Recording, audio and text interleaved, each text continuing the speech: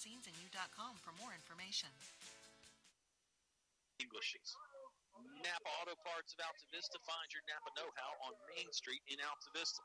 Steve Farmer Auto Sales. Best deals on wheels. El Cazador. Altavista's original Mexican restaurant. English Construction, wishing our high school athletes an injury-free and exciting game. Tyree Little's Heating and Cooling, keeping you cool in the summer, warm in the winter, and comfortable in between. PCM Industrial Services now offering mobile welding and repair service. The Altavista Office of Economic Development, we invite you to come find one of a kind. Finch & Finch Funeral and Cremation Service, a family serving families since 1905. Autumn Care of Altavista, specializing in 24-hour skilled nursing care, physical and speech therapies. D.L. Bryant Heating and Cooling. Call Donnie at 841-1580. Bank of the James, effortless banking with people you can count on. Best Bet Motor Sales, Quality Virginia Dealer, District 9 Award winner for 2016-2017. John Robbins Building and Repair, repairs and remodeling. John can do it all. Oscar, I've already got us a great shout-out coming up right here. They're listening in Columbia City, Indiana, Waverly Cogsdale. He's got John, Ethan, Peyton, along with Dylan Brooks and his father-in-law going to South Bend in the morning to watch the Virginia Tech Hokies taking on Notre Dame, and they're taking the Colonels with them. That's incredible. Great stuff up there, guys. Go Hokies. Don't want to offend any Notre Dame fans we might have out there, but that's cool that they're going up there to watch the game. If you're going to offend some fans, might as well be Notre Dame fans. Sorry, guys. Oh, come on. Well, we've got plenty of fans out here, and we know we've got a bunch listening. We'll get some more shout-outs going on later. We know we've got our usual crews out there listening, not just in Columbia City, Indiana, but all over Central Virginia and beyond. The Chargers are going to wear their purple jerseys here tonight. It's purple with yellow and white trim. It's a white helmet, white pants with purple and yellow down the side. The Colonels are in the all-white tonight, white jerseys, white pants, black helmet with the orange A. We're just about ready to kick off. It's a Bermuda grass field here at Central-Lunenburg that has turned yellow. But, Oscar, you and I discussed right when we got here, it's a fast track out there. It is a fast track, and not only did we notice it, but there were several people that were out on the field as they were trying to ascertain what type of field it was that said, absolutely, how do you define it? It's a fast track. It's a fast track. It's got some bounce when you step onto that Bermuda turf. Lunenburg set to kick off. The kicker's walking backwards, but Altavista hasn't broken their pregame huddle just yet. It looks like the kicker number 12, which is Ben Atkins, who is booming some kicks and warm-ups. He's ready to go out the gate. He's like a thoroughbred who wants to get his feet on a fast track. Colonels are Adams and Christian Gilbert back deep to return on the kickoff. Altavista will receive in this second round VHSL playoff game. And it's a little bit early for kickoff. I mean, it's 4 minutes early. Well, glad you're hearing us. Here comes the run-up from Atkins. He'll boot it kind of short. It's going to get fielded by Chancellor Mormon on the far sideline, 30-yard line. He high steps through one man. He's going to try and fight through the second tackle. He does get it all the way to the 50-yard line, so that's a nice 20-yard pickup on the return. The Colonels, great starting field position. Yeah, nice run back by Chancellor. He fielded the ball cleanly, and Colonels really did a nice job setting up the blocking for such a short kick. That kicking is such a strange thing, the kickoff return, because you never quite know where it's going to go to. You can plan a block. If they kick it to one of the deep guys, you can set up your blocking. But if they kick it to one of the up guys, you kind of just have to make something up on the fly. And you'll have a little bit of an insight tonight. We are up on top of this press box, and Altavista coaching staff's close by, so we need to know something. We can go through them. You may hear them bleed over a little bit. Sure. Two receivers each side for Adams. Quick throw. Swings it out to Chancellor Mormon. Pardon me. Mormon going to try and fight through a couple tackles. He does get by one man, but can't really get much. Maybe a 1-yard gain. It was number 57, Jackson Parsons, that had him wrapped up and slowed down. But don't underestimate the effort by Chancellor. He was really caught that ball, had to spin back around, and was about 4 yards behind the line of scrimmage with 3 or 4 defenders closing in on him. He did a nice job getting back and making that a positive yardage situation. Blocking back in the game now is Josh McClure. Set up shot behind the left guard. Looks like Jonathan Montague in the backfield with quarterback Jacob Adams. Adams looks over the defense, calls for the football, hands to Johnny Montague. Montague follows the pulling guard to the left. 1-yard pickup, but not much else. Stiff resistance there on the defensive line for Central-Lunenburg. Going to set up our first third down of the evening. Call it 3rd and 7. Just 1 minute gone here in the Englishes, your complete home center, first quarter. Early big play here. 10:54 remaining here in the first quarter. Colonels face their first third down situation of the night. Call it 3rd and about 7. They need to get just beyond the Lunenburg 40-yard line. Snap this ball from the left hash mark, 47-yard line. They did go offside. Jacob Adams changed the snap count. Went with the hard count. It's going to make it 3rd and 2 now. That'll save the Colonels 5 yards there and definitely make this third down a little more manageable. Absolutely, 3rd and 2. There are a whole lot more options, and really you'll have the ball. And they'll place it at about the 42-yard line, and again, that's a whole lot different than 3rd and 7. Not only are there more options, but now that defensive line is on their heels just a little bit because they know they've got to watch the football. They can't just go on the boys. 3 wide receivers to the right. That's the wide side of the field. This ball's on the hash mark left, 42-yard line. That's the near hash mark for Oscar and I. They motion McClure back inside. Adams will take it right behind him. It's a quarterback keeper. Does get the first down, but not much else. A couple Lunenburg defenders kind of grabbing at the football like it may have come out late, but it didn't. It's an Altavista first down. And Jake did a little twist there at the end, 3-yard gain. They already had the first down, and when he did that twist, it exposed the ball a little bit. Never in doubt of losing it, but certainly presented it for Central to be able to grab at it. But Jake did a nice job on that play. Fresh set of downs with 10:02 remaining in the first quarter. 0-0 is our score between Altavista and Central-Lunenburg. It's the opening drive for the Colonels. Traquan Farmer in the ball game now as a blocking back. 2 receivers to the right. They'll motion Mormon inside. They fake it to him. Adams is going to keep it himself on the quarterback keeper. Not a whole lot there. Raymond Alexander inside stuffing it up for the Colonels. That's a name you're going to hear a whole lot of. He is the key man on defense for Central-Lunenburg. There's a flag on the play. It's probably going to be something with the alignment. Well, if it's umpire comes over, it's a sideline warning. It's on Central-Lunenburg. It's just a warning on the first one. The 2nd and 8 now after the quarterback keeper. All the Altavista players look to the far sideline there for the call from head coach Mike Sharns. He calls the offense. Now they're unhuddled. It was sort of a makeshift huddle, but a huddle nonetheless. Adams has the offense ready here. 9:30 left to play in the first quarter. Still no score. Passing play on 2nd down. Looks to the right. Wings it out there. Pass stayed in the air for a while. Caught at the 25-yard line by Mateo Malback. He spun around and thrown down to the turf. Then a little bit of pushing afterwards. Malback looked like he took some exception to the hard tackle out there by the Lunenburg defender. It's a first down pickup, though, on the passing play. And the officials, the players kind of talking to each other, and officials did a nice job bringing those 2 guys together and quelling that for the rest of the game. Like he was tied up with number 1, Keenan Anune. We'll talk about Anune a little bit later on because he is a new addition to Lunenburg since we last saw them in week 1, but he's really been their key ball carrier since then. Fresh set of downs for Altavista here. 9:15 left to play in the first quarter. 0-0 the score. First time for the Colonels touching the football. They'll have it from the far hash mark here, 26-yard line. They motion Malback deep. They're going to run it with Adams the other way, back to the right. Malback just a decoy. Good solo tackle to cut Jacob Adams down after he picked up 3 or 4 yards. That was Anune again making the hit there. Nice job by Jake lowering the shoulder and dishing out a little bit of punch, but they're going to call that a gain of about 4. You'll take that. Brings up 2nd and 6. Colonels continue to shuffle players in and out, keeping bodies fresh. Different packages they can go with, too, whether they have that blocking back in the game, Oscar, or whether they don't. It really is a dynamic offense that's capable of beating you in a lot of different ways. When we've seen a player in motion just about every play, whether it be McClure coming in to the H-back spot or jet sweep, fake jet sweep. Colonels have it far hash mark right on the 23-yard line. They fake the handoff again. Adams keeps it again. A little more room this time. He's thrown forward to the 15-yard line. Stop there for a good pickup. That's another first down gain there for the Altavista Colonels. Third one of this drive as they continue to move the chains, eat up some clock, and eat up some yardage.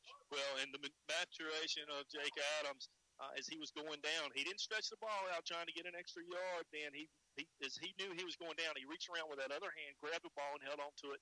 Nice job by Jake holding on to the ball, and nice job by that offensive line blowing up a big hole for Jake Adams. Excellent observation by you. Important there. Maybe stretch it out when you're near the goal line, but not much anywhere else.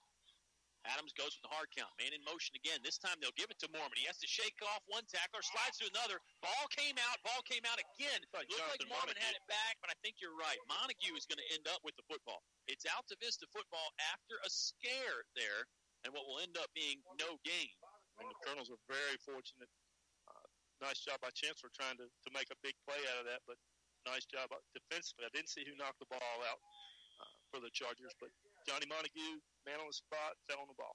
Wazale Jones was around. I think he might have been the guy that knocked it out. He looks like he's the defensive lineman or maybe even outside linebacker on that side. Two receivers to the right, one to the left. Adams wants to throw on second down. Now he's going to keep it. Shakes one man loose. He's across the line of scrimmage. Now inside the 10. Hurdles a man at the 3-yard line. Touchdown, Jacob Adams. What a move. Looked like he was going to get shut down around the 4 or the 5. He hurdled the would-be tackler, sent him flying into no man's land, and Adams, meanwhile, into the end zone for 6. It's a touchdown for the Altavista Colonel. Boy, that certainly caught the Chargers off guard as he was out on the side by himself, and he did a little pump fake, and Central didn't fall for it, but he had turned the Jets on, and that was a great hurdle. That goes down in one of those football hurdles that we've talked about this year. Nice job by Jake Adams. Officially, it's a 15-yard touchdown to cap off a 50-yard drive. Nick Boley's kick is perfect, and the Colonels lead 7-0. Just under 7 minutes to play. Central-Lunenburg is going to get their first crack at the football when you return to 105.5 KD Country. Bank with the local team, Bank of the James on Main Street, Altavista. Stop by our office today to talk with Debbie Hutcherson, Bobby Walker, and our team of local bankers to learn about banking with Bank of the James. We offer a full line of personal and business banking products and services, including mobile banking and bill pay, personal and commercial loans and lines of credit, and mortgage loans. Bank with the local team. Bank of the James. Member FDIC, Equal Housing Lender. Your high school sports station with award-winning coverage on 105.5 KD Country. The Colonels on the board early here with 6:58 left to play in the Englishes, your complete home center first quarter. It's a 7-0 Altavista lead. Gosh, OB, a lot of quarterback keeper, a lot of Jacob Adams on that drive. Not just a touchdown, but even before that. That's going to prove out, that's going to set up Montague later in the game, and that short kickoff came back to bite Central-Lunenburg. They won the toss, elected to defer and kick to the Colonels, and boy, the Colonels were perfect on that drive. They really were. The one little ball where the football hit the ground there, the carry by Chancellor Mormon. This kick will get fielded on the 10-yard line by Hoehne. He high steps it across the 20, trying to gain the far sideline, and he has it over there. Now he's pushed out of bounds around the 35 or 36.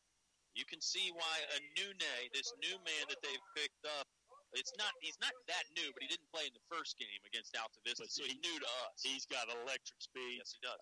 As he started up the middle, I thought Traquan Farmer had a bead on him and was closing in, and you won't find a better special teams player around than Traquan, and he just juked Traquan and turned on the Jets and just got to the corner, and nobody from Altavista could barely able to get him and bump him out of bounds. That kid's got electric speed. Deshaun Moore carried it 33 times in game 1 for 136.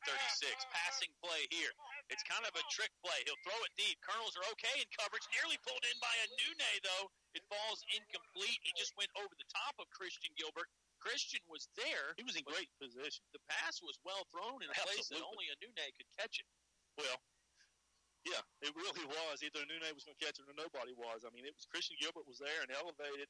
Hoehne elevated a little bit higher, just spun off his hands. That was Colonels overall did a good job with that trick play. That was Malik Foster that threw the pass. Jackie Dalton III is the quarterback, but they flipped it to Foster, and he turned it loose on the pass. All out of that single wing looking formation. Yeah, it's a shotgun formation. It's a balanced line. And Hoehne goes in motion. This is a snap to Malik Foster. He's hit. Take it down in the backfield. Looked like Traquan Farmer was in there to make the stop. Solo tackle there for Farmer. Alexander and flatten Jake Adams. 10 yards down the field. Raymond Alexander is the man we talked about on defense. He's pick number 80. He's a 210-pound, 6'2 senior. Here comes a 3rd and 10 for Central-Lunenburg. Let's see what the Colonels' defense can do here early in this football game. 6:12 left to play. in the first. They lead 7-0. They're going to hand it off to Foster. Foster's got some room outside. He's across the 40, taken down right at the first down marker. Mateo Malback tried to get to him. Looks like he's got enough. He does have enough. It'll move the chains. Boy, nice job of that offensive line on the right-hand side, sealing the Colonels off and not letting them. I mean, he went down 8-9 yards downfield before he was touched. Malback had to come from the safety spot, and he nearly stopped him short of the yard to gain. Just a step too late. 45-yard line now near hash mark right for Central-Lunenburg. They're working left to right from Oscar and I's perspective on top of the press box here at Lunenburg High School. Same formation now. Hand it up to Foster. He's going right up the middle. He had decent blocking. Now the surge gets him across the 50. There is a lot of battling going on between Raymond Alexander and Jacob Adams. Yeah, and you got to wonder if Alexander is trying to get under Adams' skin, because that's twice that he drove him a good 3 or 4 yards out of bounds after that play was kind of over. So we'll continue to watch that and let you know how that plays out. 2nd and 5 for Central-Lunenburg. They're on the move here with 5:15 left to play in the first. They trail 7-0. Altavista scored on their opening possession. Going to hand it to Foster again. Foster sifting his way through the defense. The flag comes out, and it's Alexander and Adams again. And I think they're going to get Raymond Alexander for just doing a little bit too much. He went after Jacob Adams again. And he's trying to get Adams. He's trying to get under Adams' skin. Is exactly what he's trying to do. He's trying to get Adams out of the game. Adams is going to head to the sideline. Chancellor Mormon will go in for him. Let's see what the penalty is for sure. It's a hold. It's just actually a hold, but I think you could probably, since Alexander pretty much just took down Jacob Adams with a body slam, I guess that does classify as holding. It's be 10 yards walked off against Lunenburg. It'll set up 2nd and 13. I mean, these plays with Alexander and Adams have not been in the line. I mean, they have been out isolated. It's very visible. Yeah, I don't even know if Alexander's following the blocking scheme as just as much as he's going after Jake Adams. Lunenburg set, ready to go. Here's an inside reverse. They give it to Hoehne. Hoehne almost broke it free, but it was Aaron Close with a nice tackle there to limit him just to a 5-yard gain. It's going to set up 3rd and long, call it maybe 3rd and 8 here. 4.5 minutes left to play in the first quarter. Altavista on top, 7-0. Well, and we've seen Central-Lunenburg enough over the last 2 to 3 years that they will not shy away from a gadget play. We've already seen one tonight. That's a great point. You almost got to look for it all the time. Maybe that's better. Maybe it keeps you on your toes. Same formation. It's a wing back and a blocking back to the right, a running back left. They hand it off to Foster. Foster gets by the first man, hit at the 50-yard line and brought down by Mateo Malback. Great solo tackle to hit Foster in the knees and drop him short of the yard to gain. It's going to bring up about 4th and 4. Looks like Lunenburg's thinking about going for it. Yeah, I think with this high-powered offense averaging 40-some points a game, I think that, that's a right decision for them. Yeah, averaging 45.6 points a game. Colonels are close. They're averaging about 33 points a game. Here we go. Same formation on 4th down. Wing back to the right, blocking back to the right. It's quarterback and tailback in the backfield. Looks like the Colonels jumped offside. They did. Central-Lunenburg went with the hard count. We've already seen Altavista do that tonight. It worked to perfection there. Yes, it did. And it continues to be a little chippy out there. Alexander is really working the Colonels. He's barking at everybody. He's playing with passion for sure. He just got to be careful he doesn't take it over the limit. He's already gotten flagged one time. Heard the crowd come alive there from Central-Lunenburg. It is a pretty good home crowd, but the Colonels have got a good contingent on their side too. Same formation here on 1st and 10. They toss it to Hoehne. Hoehne's got some blockers, brought down again. A nice solo tackle by, that time, it was number 10, Christian Gilbert. It's a 5-yard pickup. But those little inside reverses, Hoehne, it just looks like he's in danger of breaking it along every time. They're pulling and doing some traps, and it's hard to pick him up. And, like you said, with the offensive line doing that, he's 4 or 5 yards downfield before the Colonels can get him. Sure is. He's set up as a wing back. The tailback is Malik Foster. Now he's in a wing, too. They're under center this time. They'll toss it to Foster. He's going right up the gut on the toss play, thrown backwards by a couple Colonel defenders. That's another 4 or 5 yard pickup, and it looks like the spot is going to get him more than enough for a first down. Boy, it's 2:46 remaining here in the first quarter. Colonels lead 7-0. Each team has touched the ball one time, and if this drive continues at the pace it is, it'll be one possession for each team, and the first quarter will be over. Yeah, you're right. It's ground and pound right now for Central-Lunenburg. They're marching down with effectiveness. They had to under center again. They'll toss it to Hoehne. Hoehne starts inside, breaks outside, headed to the far sideline, shrugs one tackle, cutting it back inside. He ran right into a wave of resistance there from the Colonels. Looked like number 72 made the stop for Altavista. That's Tevin Pierman, yep. And he was close to having the first down and turned back, and he actually turned the corner. Shaheem Pennell had a shot at him, and he kind of blew by Shaheem, which tells you the kind of speed that he has. 2nd and 2 from the Colonels' 25-yard line, far hash mark left. They'll go under center again with the fullback and 2 wingbacks. Toss play this time to Foster. Foster hit hard as he tried to turn it back in. Christian Gilbert's there again. Stephen Farmer's getting up off the pile.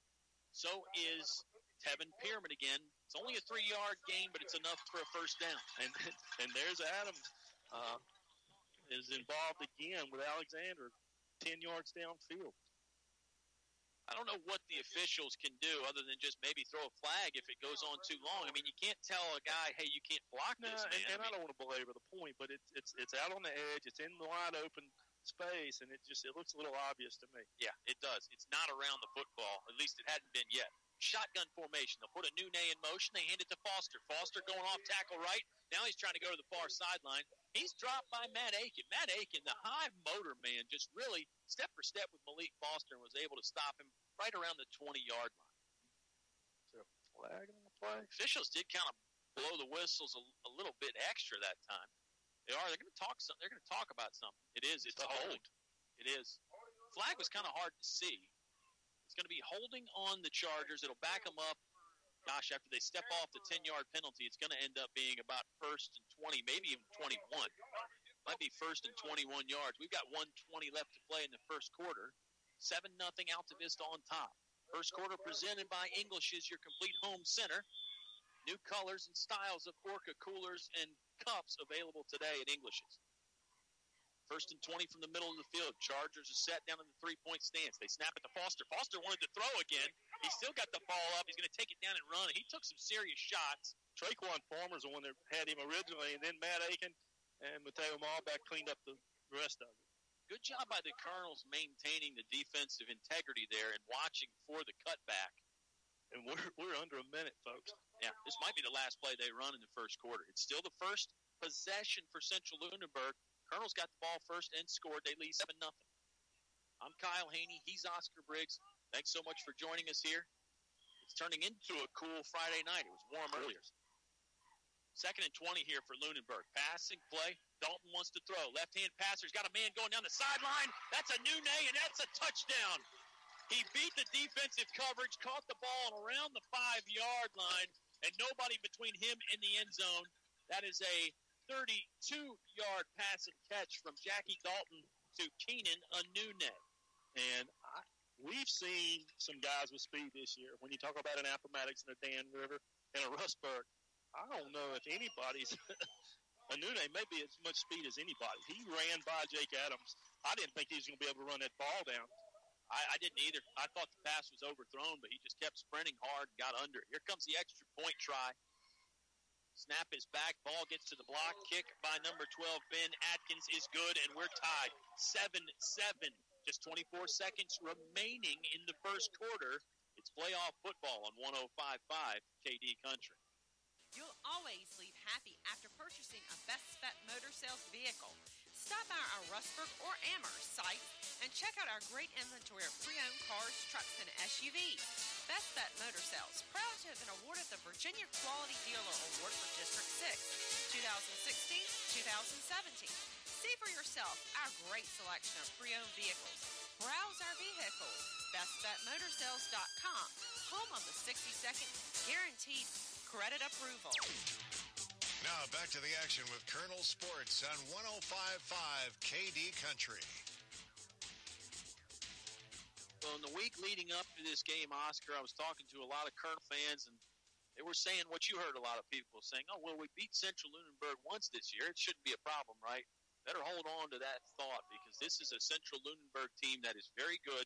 The Colonels had to have a big fourth quarter to beat them last time in week 1 of the season. And the Colonels are going to have to play very well to beat them here tonight. We're tied 7-7. And this kickoff after the last one, they've kind of brought their hands guys up a little bit further. Mormon, McClure, and Jonathan Montague are around the 25-yard line. We know Atkins can kick it deep. We saw him in warm-up. See what he does this time. He will kick it deeper. Shaheem Pennell's going to field it with a head of steam on the 15-yard line.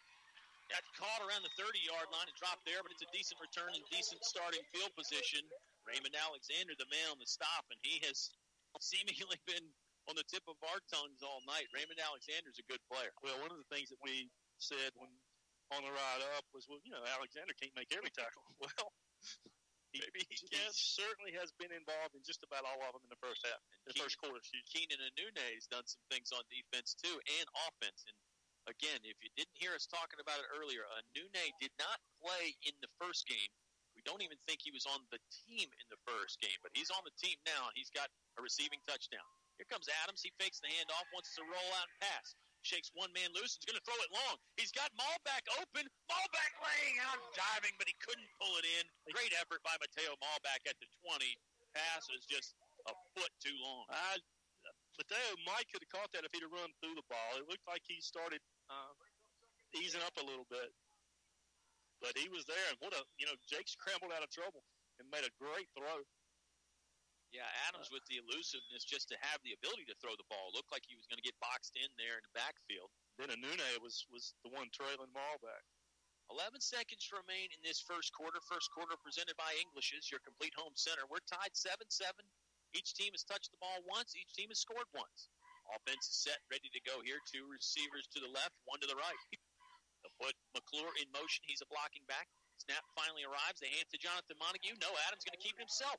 Running through traffic across the 40-yard line. 8-yard gain. That's probably going to end the first quarter of play. Altavista has 7. Central-Lunenburg has 7. Second quarter on the way. You return to 105.5 KD Country. When you need an important business loan, you want to deal with a decision maker who will respond quickly. I'm Penny Wallace with local First National Bank at our airport branch. I'm focused on business customers, and we have a streamlined process to help you with any loan need. I can offer various business loans for real estate, new equipment, and credit lines. So for better business banking, think of us first. That's local First National Bank, member FDIC, equal housing lender. Your home for Colonel sports coverage. 105.5 KD Country. 3rd and 3 coming up for the Altavista Colonels offense as we get set to start the second quarter. Oscar, gosh, after 12 minutes of football, it's everything we thought it would be, and maybe a little bit extra too. It's been pounding ground with some air thrown in, and it's been a good football game. One possession really. Effectively, one possession for each team in the first quarter is pretty special. Jacob Adams is averaging 5.4 yards per carry for the Colonels. That's not tops on the team. Mormon and Montague share that. Shaheem Pennell actually runs for about 9 yards per carry. But it's been a whole lot of Jacob Adams involved in the offense here. He's carrying the ball a lot. It's almost like they're using Montague more as a decoy. We'll see if they give it to Johnny here on 3rd and 3. Almost a long 3. It's almost like 3.5. Yeah, it's closer to 4. Colonel's set to go. Adams moved a little bit in the backfield, but he was going backwards. He's going to keep it himself. He's short. He got stood up at the 41-yard line and thrown backwards. Football came out, but he was down. This is going to set up at least 4th and 3, maybe 4th and 4. I think they're giving him forward progress. It's going to be 4th and about 1, it looks like. You're right. You're absolutely right. I don't know that changes anything. Pretty good spot for the Altavista Colonels, really. Very good spot. It looks like they're going for it, though. They're in their own territory here, but in good position at the 43-yard line. They're going for it. I would expect to see the hard count at least once. Absolutely. Lunenburg crowd's coming alive here. You can probably hear that. Traquan Farmer's in the game as a blocking back. Adams catching his breath. Calls for the snap. No hard count. They hand it off to Jonathan Montague. He's got the first and more. He's across the 50, the 40, going right down the middle. Looking wild for defenders. Hits one man at the 20-yard line and then stops around the 19. Jonathan Montague, big pickup on 4th down. Did you see what happened and why Johnny turned? Anune was coming like a blur from his left side. He caught him out of the corner of his eye. Had to make a move to get around the other defender. Nice job by Johnny. Nice job by Johnny hanging on to the ball as he went to the ground. I thought maybe they were using Montague as a decoy man. Certainly no decoy there. Jonathan Montague ripping off some good yards. Good blocking up front, too. Looked like he ran behind left guard Stephen Farmer. Colonels look to the sideline. You can tell everybody's catching their breath just a little bit. Play clock might be running down a little bit. You hear the coaches up here urging the offense on. 1st and 10 from the 19-yard line. Colonels in the red zone for the second time tonight. They've got one touchdown already. See what they can do here. Adams wants to throw. Soft roll out to the left. Throws, pass hits the fingertips of Malback. He had to dive again, and it was incomplete there at the 9-yard line. Jake had a little bit of pressure that time and was forced to throw the ball a little bit sooner than he wanted to. A little bit of miscommunication maybe between the two players. Been a great catch by Malback.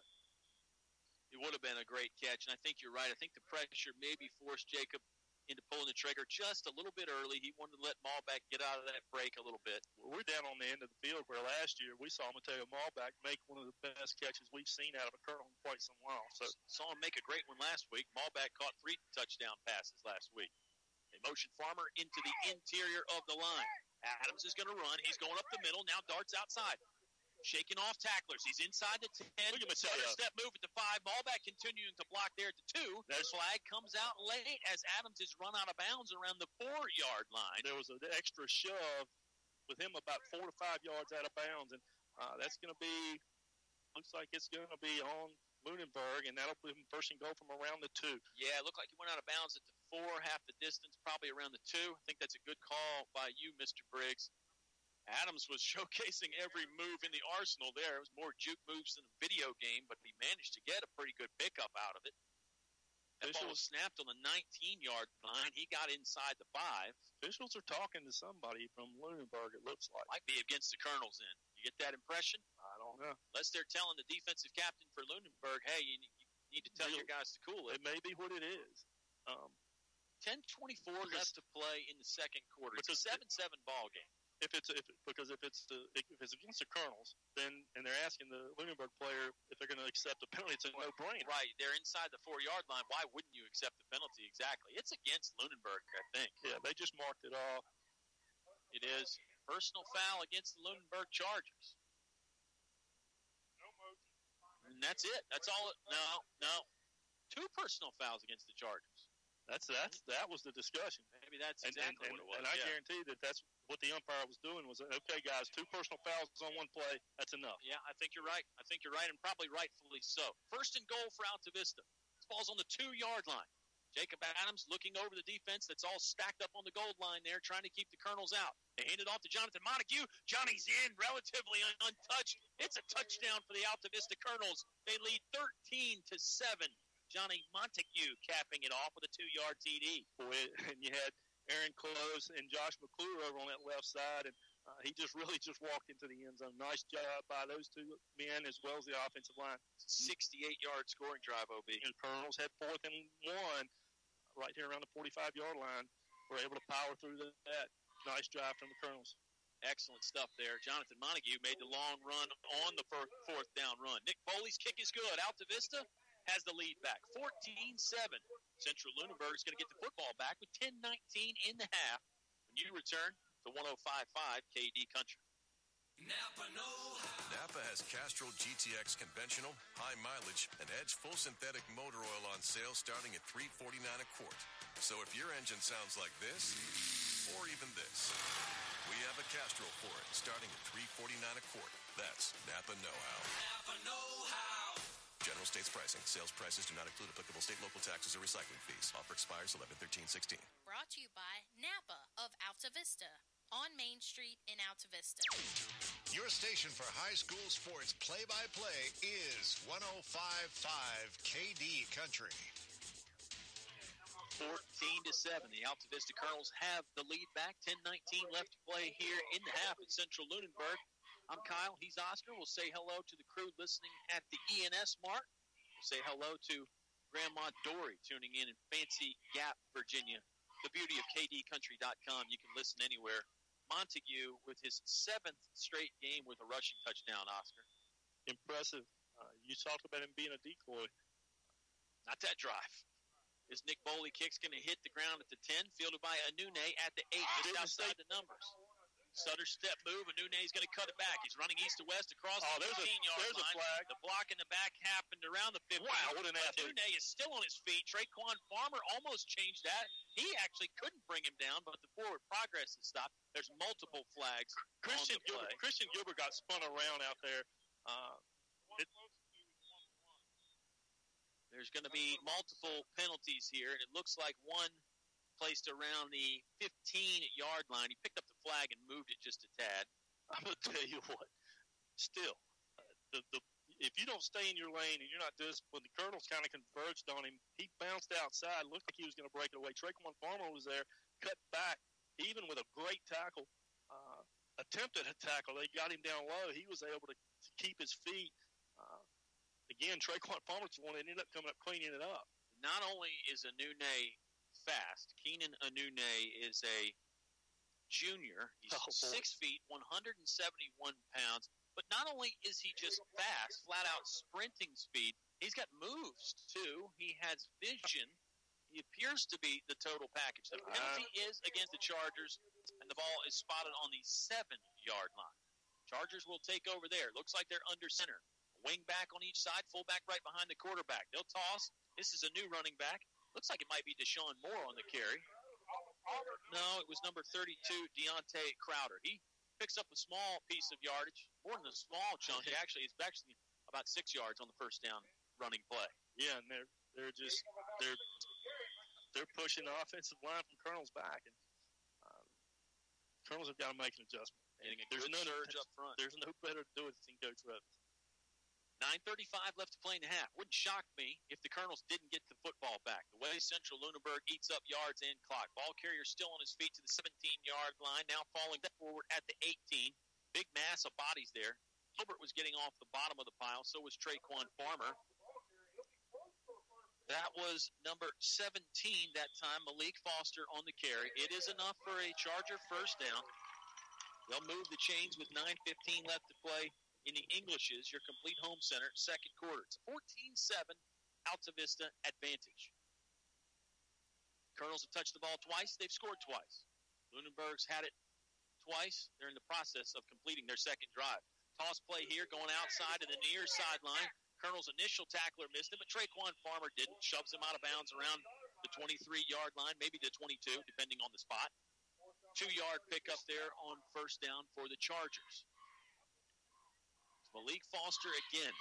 Seems like it's probably about time for Keenan Hoehne to get the football, Oscar. I wouldn't be surprised seeing him go to the air right here. They've been pounding the ball just at that last touchdown. He's so elusive and so fast. Wouldn't shock me if they put him in there at quarterback, shotgun, snapped it to him, just let him pick a hole. Don't even have to block a specific direction. Shotgun formation again. Hoehne's out there on the right wing. He'll put him in motion. He'll hand off to Foster. Foster going up the middle. Colonels had him. Couldn't pull him in. Josh McClure's going to run him down from the backside. Drops him around the 25-yard line onto the yellow turf here at Central-Lunenburg. Matt Aiken, I can count on one hand the number of times that we said he needs to wrap him up. And Matt got a hold of him that time and he wasn't able to wrap him up. It's not easy to do. Gushed about Keenan Hoehne and how good he is, but the other ball carriers from Central-Lunenburg are not bad at all. 3rd and 4 coming up for the Chargers. Colonel's defense would love to get off the field here. Lunenburg is 1 for 2 on 3rd down so far tonight. It's a shotgun formation. Wing back, blocking back, quarterback, and tailback. Hoehne's got it. He's going to go off left tackle. Turns it outside now, looking for the sideline. Pinnell slowed him down. The rest of the team's coming for him. They throw him backwards at the 25. He is short of the first down marker. Spot actually gets him to the 27, but he's still short. They need to get to just past the 28-yard line. It's going to bring up 4th and probably 1 OB. Last time they were in this situation, the hard count got the Colonels in trouble, and you got to believe that they, as effective as they've been running the ball, that they will go for it here. I know it sounds dangerous, and I think they're going for it. They're in their own territory at the 27. I think you nailed it, though. Why not go for it? At least try the hard count. They don't jump. You can always call timeout and punt it. Wing back to either side of fullback. Jackie Dalton is the quarterback. He tosses to Foster. Foster sifting through the defensive line. He's got the first down and a little bit more. He's across the 30, dropped at the 32-yard line. Initial contact had him right at the line of scrimmage, maybe a little bit behind, and continued to drive his legs, got his help from some of his friends, and Another first down for Lunenburg. That is 2 fourth-down conversions so far in this first half for Central-Lunenburg. 6:40 left to play in the half. It's a 14-7 Altavista Colonel lead. Second round VHSL 1A East Region action. It's a great night for football. Clear, no wind at all to speak of. Shotgun formation again. Go ahead, OB. No, I'll finish it in between play. Fresh set of downs here, 1st and 10. They're going to hand it to Deontay Crowder. Crowder's across the 40-yard line. Met some traffic there and brought down by Christian Gilbert. Gilbert and Malback are the twin safeties for Altavista. They've been making far too many tackles for the Colonel's liking. Great point. And the winner of this game goes on to play the winner of Sussex Central and Luray. Right now, Sussex is up 16-0. Sussex is the number 1 seed in this East region, undefeated. Luray is the 8th seed. This is a 4-5 seed. Just like March Madness all over again, except it's November. Handoff play coming here. They gave it to Crowder again. He ran by one would-be tackler. Dropped around the 46-yard line. More pushing and shoving afterwards, and it involves Raymond Alexander again. He is playing like a man possessed, but he needs to channel it. Well, it appears that it's only Jake Adams. That's the puzzling part. When Adams is off the field, it looks like it's dialed back a little bit. First down for Central-Lunenburg. They're operating, from the 47-yard line. Still in their own territory. Need to get to the other 43-yard line for a first down. Running play here. This is Crowder right up the middle again on the toss. There's a flag. Flag comes out. See who they get on this one. It's probably going to go against the Chargers. That's right in that holding territory. And it looks like preliminarily it would be an 8-yard gain if it stands. Actually, at least 8 yards, maybe more like 9. 5:21 left to play in the half.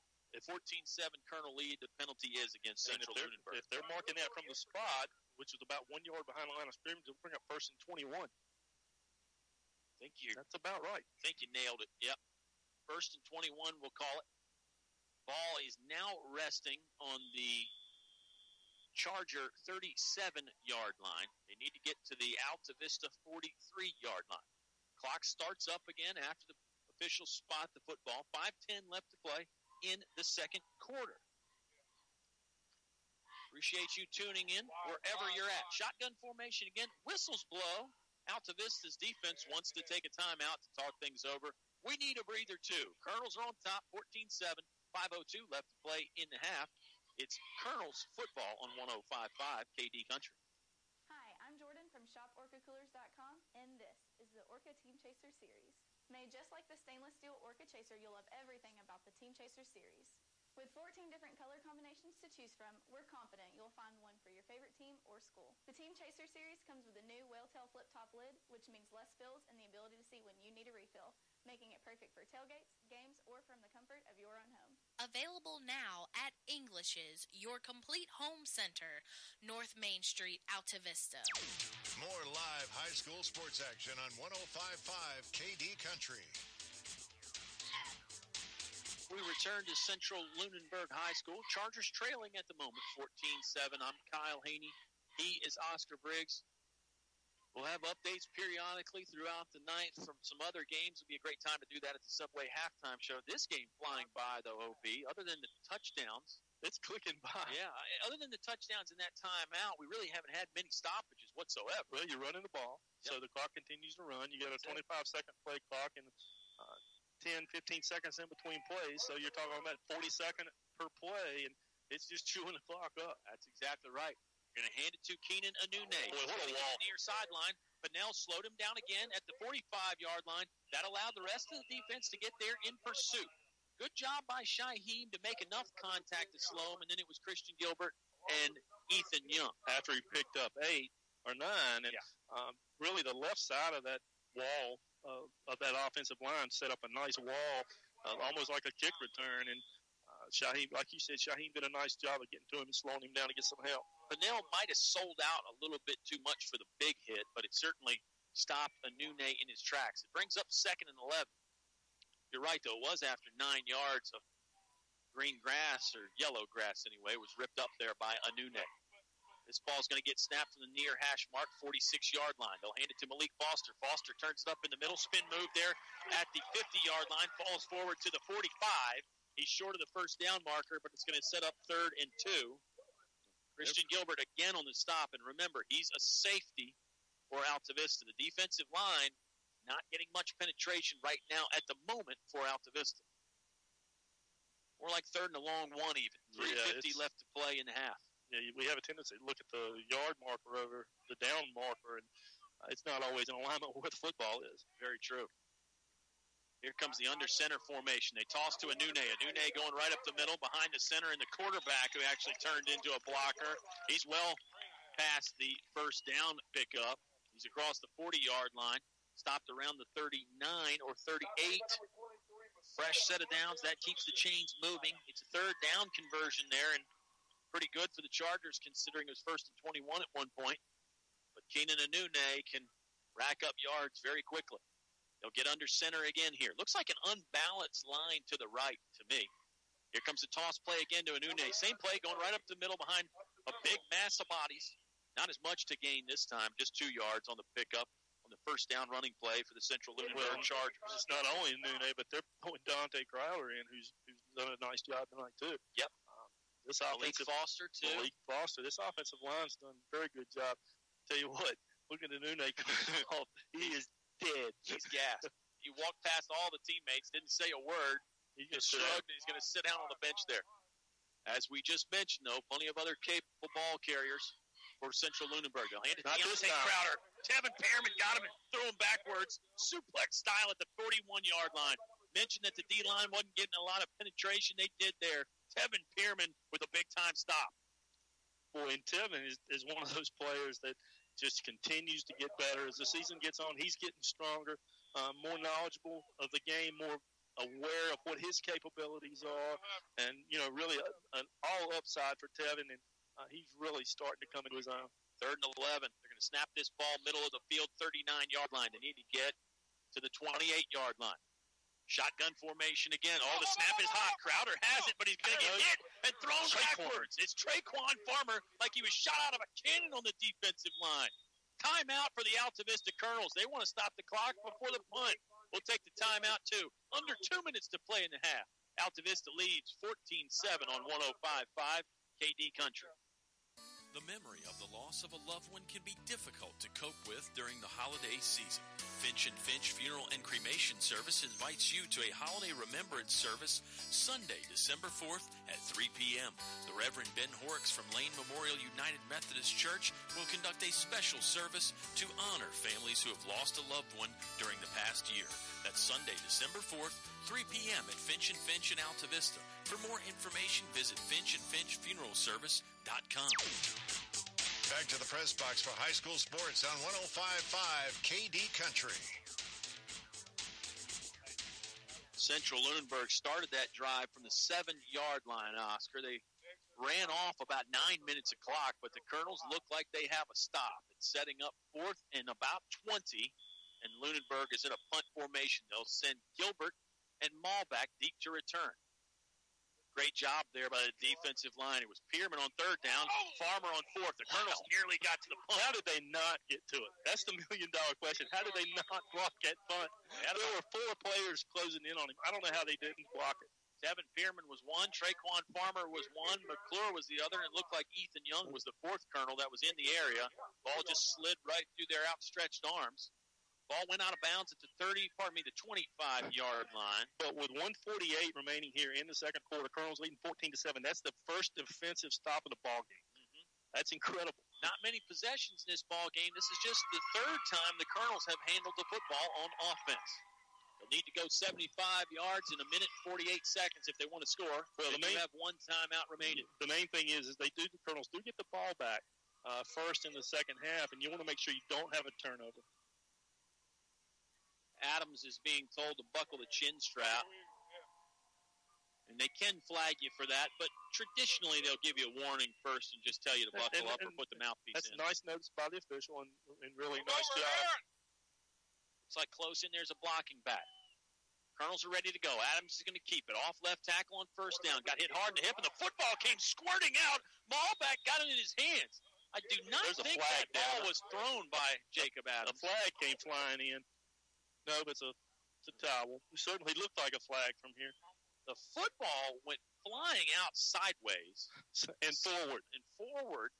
Malbec caught it. He's got enough for the first down, I think. No, they're marking it just a little bit Shy. shy. We've been bewildered by a couple spots tonight. The officials are talking it over. I think they want to make sure that Adams didn't throw that ball. He didn't throw the ball. Yeah, if he did throw it, he wasn't past the line of scrimmage, was he? I thought he might have been. He Either could way, have been. they're going to move the football up. No, they will move the They will chains. move. It was a first down. 1:39 left to play. I don't know what you call it. It wasn't a pass. It was just it was a gain and then a fumble. And it was a fumble. And Colonels were lucky because they fumbled it twice and got it back both times. No sooner did I say you don't want to turn the ball over, did they almost had a turnover. Nice, heady play by Mateo Malbec. Sure was. Secondary not really giving the Colonels much of a cushion when you consider there's only 1:24 left in the half. Adams' snap was a little low. He had to pick it up on the bobble. Then he's swamped after that. Swarmed by about 4 different Lunenburg defenders. But he did hold on to the ball. Let's give him credit there. That'll bring up second and 13, 14. Colonels only have one time out. They're going to save it to see if they can get past 50-yard line. If Lunenburg gets a stop here, they may use their timeout to get the football back. I'd hate to have to punt it away to a dynamic playmaker like Keenan and Nunez. I think if you do, if you coach Honest, Cliff Lee, the instruction is kick it out of bounds. Don't give him the opportunity. Sure. Clock turning with 45 seconds. Colonels are taking some time to get set here. Might need to hurry up because now the play clock might be running down. Here comes the shotgun snap. It's low again. Ball's on the turf, and Adams lost it. It's Central-Lunenburg football after the fumble. No, wait for an official signal here. Colonels have it back. Again. Wow, Montague is Johnny on the spot right there to save that possession. It's going to bring up 3rd and 15. That's three. Clock continues to wind. 20 seconds left. They may not have. Yeah, and there seems to be some confusion as to personnel. And officials saying official timeout. We took the words out of each other's mouth. They're not going to have to snap it again, and Lunenburg is not going to use a timeout. In a strange way to go to halftime, the Colonels are probably grateful that it got here. They lead 14-7. Altavista on top. Subway halftime show on the way when you return to 105.5 KD Country. Compassionate Care Choices, Autumn Care, 24-hour skilled nursing, inpatient, outpatient, physical, occupational, and speech therapies. Autumn Care invites you to tour their facility in 2016, receiving the bronze quality by the American Healthcare Association. 5-star rating by Centers for Medicare, Medicaid Services. Autumn Care, a member of Sabre Healthcare Group, serving Altavista and surrounding areas since 1989. Good food, low prices, and great service keep customers coming back for more day after day at El Cazador Mexican Restaurant in Altavista. El Cazador is now open all afternoon, so you can come by anytime, any day. El Cazador Mexican Restaurant, a great place to unwind and relax with friends. Open 7 days a week. Main Street, Altavista. El Cazador, the happiest place in town, thanks you for your business and making them the #1 Mexican restaurant in town. There's just one place where students are students first, and athletics are played with purpose and perspective. That place is your local high school. High school sports offer more than the joy of competition. Studies show that student athletes in Virginia are also likely to enjoy greater levels of achievement in other areas of their lives, including academics. High school sports, a winning part of a complete education. Brought to you by English Construction Company, with offices in Lynchburg. If you've got a list of projects around the house that need attention, call John Robbins Building and Repair. Whether it's plumbing, electrical, roofing, or an addition, no job is too small for John Robbins. John Robbins is licensed and insured, and John will give you a free estimate. And with John's experience, you'll get first-class quality work. So let John Robbins Building Repair knock out your to-do list. You'll find John Robbins in the white pages of the Altavista phone book. It's Robbins with 2 B's. Your high school sports station with award-winning coverage on 105.5 KD Country. The Subway halftime show has arrived, and it finds the Colonels on top 14-7 over Central-Lunenburg in second round VHSL playoff action. I'm Kyle Hoehne. He's Oscar Briggs. I tell you, Agent Zero, the first half did not end well for the Colonels. Back-to-back fumbles there that they're really lucky they got their hands back on. They fumbled once on the first drive, but it wasn't as dangerous, I guess, of a fumble. It just kind of hit the ground, and Mormon fell on it immediately. This time, Altavista, the ball was free there multiple times, and as I mentioned, probably a little fortunate and probably lucky that they got to halftime. They do have the 14-7 lead, though. Other than that, the Colonels haven't done a whole lot wrong, at least not on offense anyway. No, and it really, you talk about that last series, certainly looked like the snaps weren't that bad. It looked like Jake was just rattled. I don't know why he wasn't rattled earlier when all the other shenanigans were going on. But, before that last series, I say the Colonels were just about perfect. Yep. And if you joined us late, Oscar was referring to the fact that Adams and Raymond Alexander, a key player for Central-Lunenburg, were waging a little mini battle. It seemed like play after play, at least 3 or 4 plays in a row. Alexander flagged one time. But anyway, that's just one of the side stories here in this game that has a lot of good storylines. Probably the biggest, though, the Colonels leading 14-7. 2 touchdowns. The first was a 15-yard rushing TD from Jacob Adams. The second was a Jonathan Montague 2-yard touchdown. Remember earlier in that drive that Montague scored on, he picked up a key 4th down to keep the drive going. So it's been a steady dose of Montague and Adams. The Colonels have utilized some other offensive weapons too. And defensively, got a key stop there on Lunenburg's second possession in the second quarter to force the Chargers to punt it back. Lunenburg has continually shot themselves in the foot with holding penalties. Yeah. They've had several drives that they put themselves in situations 1st and 20, 2nd and 20, but give them credit. They, for the most part, with one exception, they've been able to pick them up. Colonels continue defensively. The theme that we've talked about for years is bend but don't break, and they took the opportunity and were able to force one punt, and that's the difference right now. Yeah, the Lunenburg offense is tricky. It's tricky for us when we're looking up here, so I can imagine it's even a little bit trickier down there on the field. Those speedy ball carriers, they get in behind that wall of blockers. Sometimes it's 3 or 4. Sometimes it's more blockers than that. They get in behind that wall, and when that wall starts to break down, then they bolt outside to one of the sidelines. It's tough to stop, especially when they're doing trap blocking and they're pulling a guy here and pulling a guy there, and it really makes it difficult. Not to mention the speed of Hoehne and really the power. And Dante Crowder's not slow himself. So nice job by Central-Lunenburg. They continue to be an offensive threat. This game is a long way from being over. Yeah, we played 24 minutes of football already. It's really flown by. The clock on the wall says it only took 50 minutes. So at this rate, we'll be out of here and we'll be home before you know it. We'll join the crew over there at the Mayor's Place. It's a 14-7 lead. We'll give you some score updates from some other ball games around the area when we come back to the Subway halftime show. You can eat fresh at 2 wonderful Altavista locations, Main Street, and then also inside the Walmart on the Clarion Road. Colonels lead at halftime on 105.5 KD Country. A short drive will save you money. I'm Greg Walker with an exciting new offer from Fellers Chevrolet. Purchase any new or used vehicle at Fellers and receive a 10-year, 100,000-mile powertrain warranty and a 3-day, 100% money-back guarantee. Again, a 10-year, 100,000-mile warranty and a 3-day money-back guarantee. At Fellers Chevrolet, we stand behind what we sell, and we save you money. Come see us. You'll be glad you did.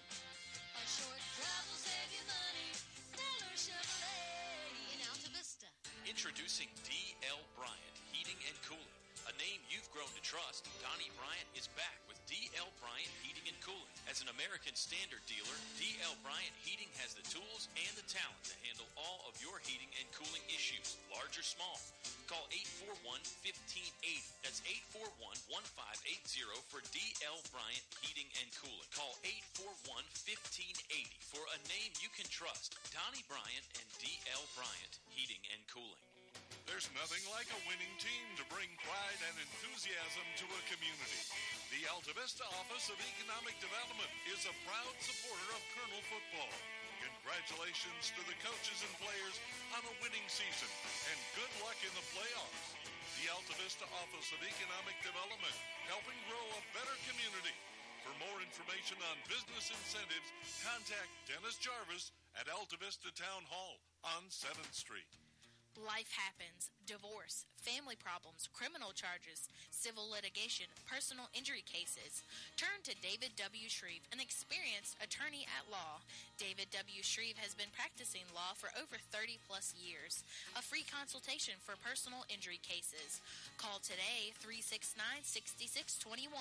David W. Shreve says good luck to the Altavista football team in the playoffs. Go Colonels! David W. Shreve, located 7th Street in Altavista. Now back to the action with Colonel Sports on 105.5 KD Country. Subway pregame show returns from Lunenburg High School. We're in Victoria, Virginia. I'm Kyle. He's Oscar. The Colonels lead this one 14-7 over Central-Lunenburg. OB, I'm cruising around to find some other scores from around our area. It looks like Heritage is leading Northside 21-6. Dan River leads 23-13 over Union.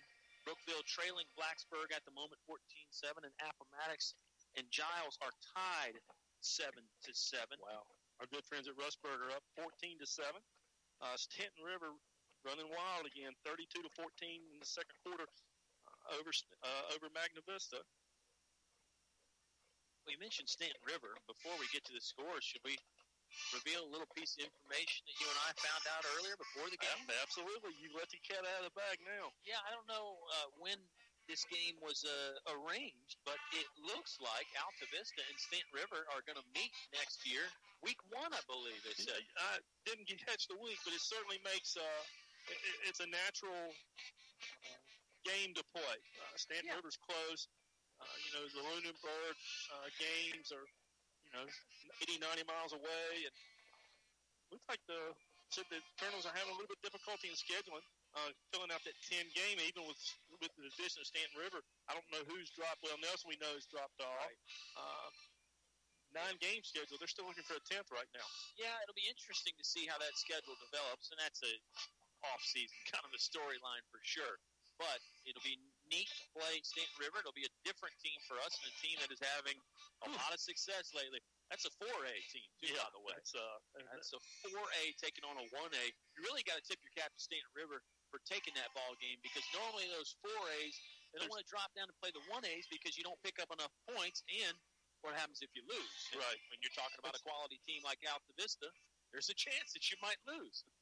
So that'll be interesting. Well, geographically, though, it does make sense. Yeah, it really does. And, we talked earlier, the winner of this ball game plays the winner of the Sussex and Luray ball game. And right now, Sussex is up at the half, 30-0. So, as the number 1 seed, they're starting to flex their muscle, and certainly looks like they'll come out of that side of the bracket and play the winner of tonight's game. Yeah, speaking of geography, either of these two teams is going to have a long trip. It would be a little bit longer for Altavista, though, for sure, to go down and take on Sussex. Altavista is leading 14-7 at the moment. Jacob Adams has a rushing touchdown. Jonathan Montague has a rushing touchdown. For Lunenburg, it was a Jackie Dalton pass to Keenan Anune. That's their point so far in the ball game.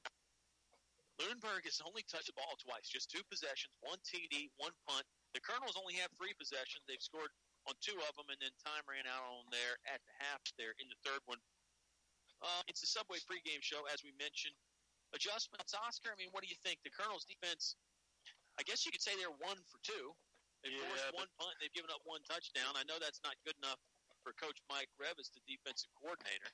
What can you do, though? What can you do? No, I think that they've got to continue to switch personnel out and keep those guys fresh, because the single wing, like we talked about, is just difficult to pick up the ball runner.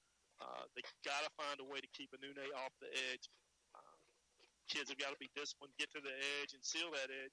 They haven't seen – it's hard to say this, being that we've played Dan River, Rustburg, and Appomattox, but we haven't seen anybody, in my opinion, that has the speed that Anune has. Yeah, Philip Fleshman from Appomattox certainly comes to mind. He's fast, but I don't know that he gets – I don't know that he can – I'd like to see him in a sprint. It would be great. That's something we should arrange in the postseason, the KD Country Fastest Man Challenge, where we get all the fast guys we've seen, line them up, and you race them. It's got to be a football man, though. Can't just be your standard everyday man or track man. It's got to be a football man. Got to be a football man. All right. Well, we'll see. We'll see if we can get the radar gun on some of those guys and see what they top out at, too. It's this Subway halftime show. I told you, we always find a way to have fun, especially when we go on the road. When we're at home, it's all business at home. The Colonels have been all business tonight. They lead 14-7. One more timeout, and we'll be ready for the second half kickoff right around the corner. It's second round VHSL playoff football. The Altavista Colonels leading Central-Lunenburg on 105.5 KD Country. PCM Industrial of Altavista offers mobile welding and repair services, fully equipped service trucks, and certified craftsmen, and quick response to satisfy your needs. Contact PCM Industrial at powerconstruction.com. PCM Industrial is a fully insured Class A licensed contractor, OSHA and MSHA compliant.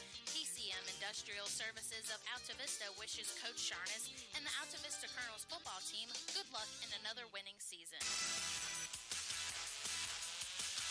Altavista High School football is brought to you by Steve Farmer Auto Sales. Steve Farmer Auto Sales, where there's always a good selection of cars, trucks, and SUVs, and they're priced right with financing available. See Steve Farmer Auto Sales, 1112 Main Street, Altavista, the next time you get ready to make a change. Steve Farmer Auto Sales, best deals on wheels. At Subway, Monday is no longer Monday. It's Sweet Onion Chicken Teriyaki Day. That's the $3.50 sub of the day. Subway has a different 6-cent sub of the day every day of the week. Each has no artificial flavors or colors from artificial sources. For just $3.50, it's a great sub for a great price. Wednesday, that's Turkey Breast Day. Friday, Tuna Day.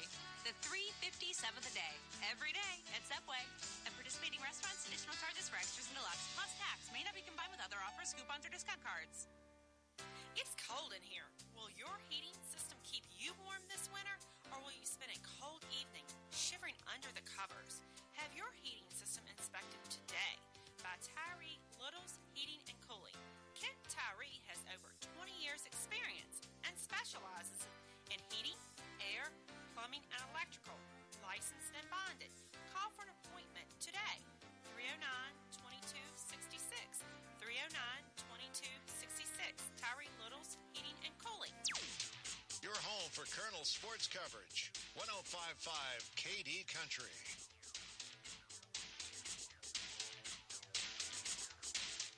You're listening to 105.5 WKDE Altavista, Lynchburg. It's KD Country. Andre Gilbert has got us tuned in Georgia again at kdcountry.com. You got to love kdcountry.com. They're listening all over the place. Oscar, we got to say hello to our usual friends, folks like Dandy Dan Kaufman and Dennis Jarvis and Danny Barber. Well, all those guys have a first name that starts with the letter D. Who else do we have? I know Earl Hackworth, the sugar daddy, probably tuned in down there. Mike Kinlaw and that crew's probably got us tuned in, I'm sure. they do. Oh, Hank Frazier. Hank's probably warming up with the horn outside right now, getting ready for basketball season. Those old guys got to work on their chops, too. I'm sorry. Seasoned veterans. There you I go. did not say Yes, you old did. guys. I said we can go back on the recording and take that out, right? I said seasoned veterans. Both teams are out. They're going to do a little warming up before the second half gets underway.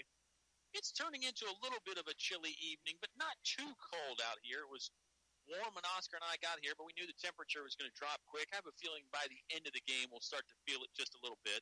Boy, one of my coworkers has actually traveled to the game tonight. He's on his way to Richmond, kind of cut through this way, and he's well known to the Altavista people. Barry Wilson's in the house.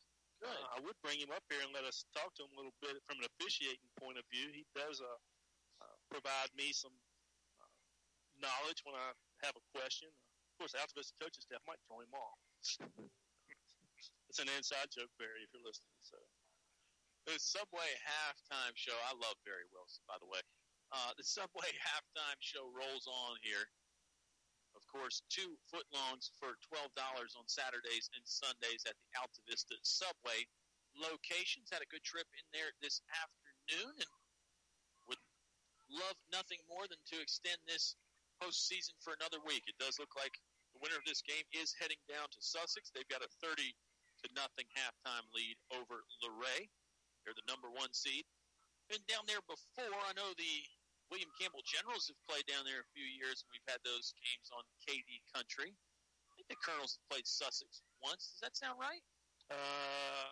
They have played them, I think, once. We should know that. You'd think a trained broadcaster would have that information available. I did call an Altavista Sussex game. Thornhill's.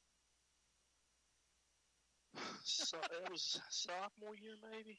I wish you had that clock ticking in the background, or maybe like the Jeopardy. Jeopardy That was music. it. Exactly. That was the Shauna's heart attack game. Well, we'll get our producers to look back and find this information. Hopefully, it's 14-7. Altavista on top right now in this one. No history lesson needed for this, except for it's been a fun ball game to watch so far. And the Colonels are going to kick off to start the second half. That's a rare change, Oscar. Normally, they're receiving to start the second half. Colonels are receiving the second. You sure? Didn't they receive the opening kickoff of the ball game? You're right. So they'll kick off to start. You're right. They did. Haven't seen the Colonels try an onside kick yet this year. Wonder if this will be one of those occasions to perhaps try something like that. Well, I certainly think you have to stay away from the Hoehne. I would agree with you on that. Get the football on the ground somehow. I think you're 100% right there. The Colonels come into this ball game at 7-3. Lunenburg 8-2. One of those losses to Altavista. The other loss to Goochland, who is undefeated. Both these teams have lost to an undefeated ball club on the season. Subway halftime show concludes. Lunenburg's already out there and ready to receive. Hoehne is going to be stationed on the far side of the field. Colonels will be kicking left to right from Oscar and I's perspective. Again, Altavista taking a little bit of time to break their pre-half huddle. The crowd here at Lunenburg is good. And as Oscar and I pointed out, there's more folks standing around the field. They have the field roped off. Some other places might have a chain link fence. It's just roped off here at Lunenburg. There's a lot of fans standing behind that rope. Yeah, and there are a lot of fans in the stands, too. Yeah, give you an update on the score. Stanton River now in the second quarter, 40-14. They continue to pile up the points. Incredible stuff. Nick Boley on to kick off for the Altavista Colonels.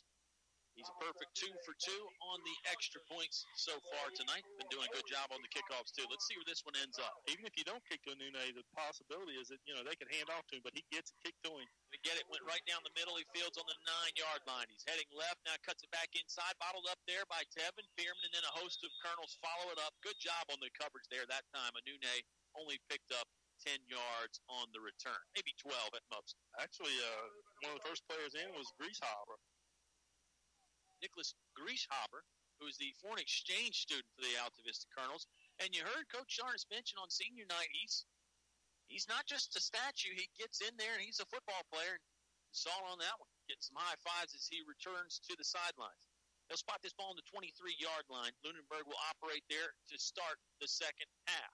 Running play on first down. They give it to Malik Foster. Foster trying to charge through right end.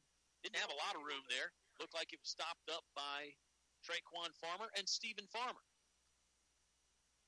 You got to wonder what type of adjustments Coach Revis did at the half.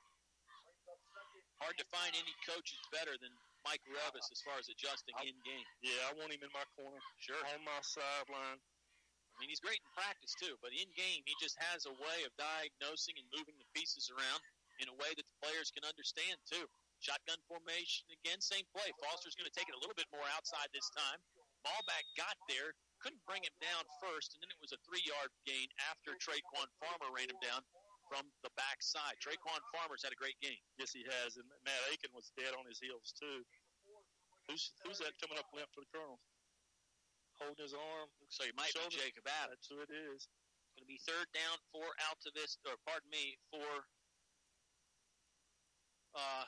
Central-Lunenburg. Just got a text from our great friend Scooter Duff, who is listening. He says the Colonels beat Sussex in 2013. That was the last time Altavista played Sussex. So that mystery is solved. 3rd and 5 here. Hand off to Foster. Tried to go outside and stuffed as he cut it back inside. Stephen Farmer threw him backwards along with Josh McClure.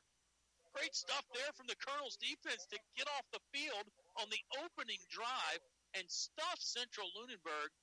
Chargers couldn't even pick up a first down. It'll be interesting to see with who comes in at quarterback. Well, there's the adjustments right there. I mean, we talked about the Colonels were giving up some yards. What a spot. Defense was on their heels. It was a decent spot there. They actually say he got back to the line of scrimmage. No, It somehow no seems way. impossible. It was impossible. That's an awful call. Punting formation for the Chargers. Snap gets back. They're coming no. after him again, and they hit him on the kick.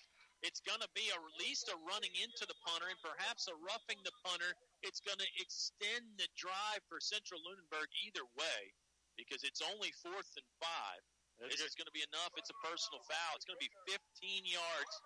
The drive continues for Lunenburg. Boy, that's a bad break for the Altavista Colonels. Colonels would have had the ball on the Lunenburg side of the field. They went after the punt the first time and nearly got it.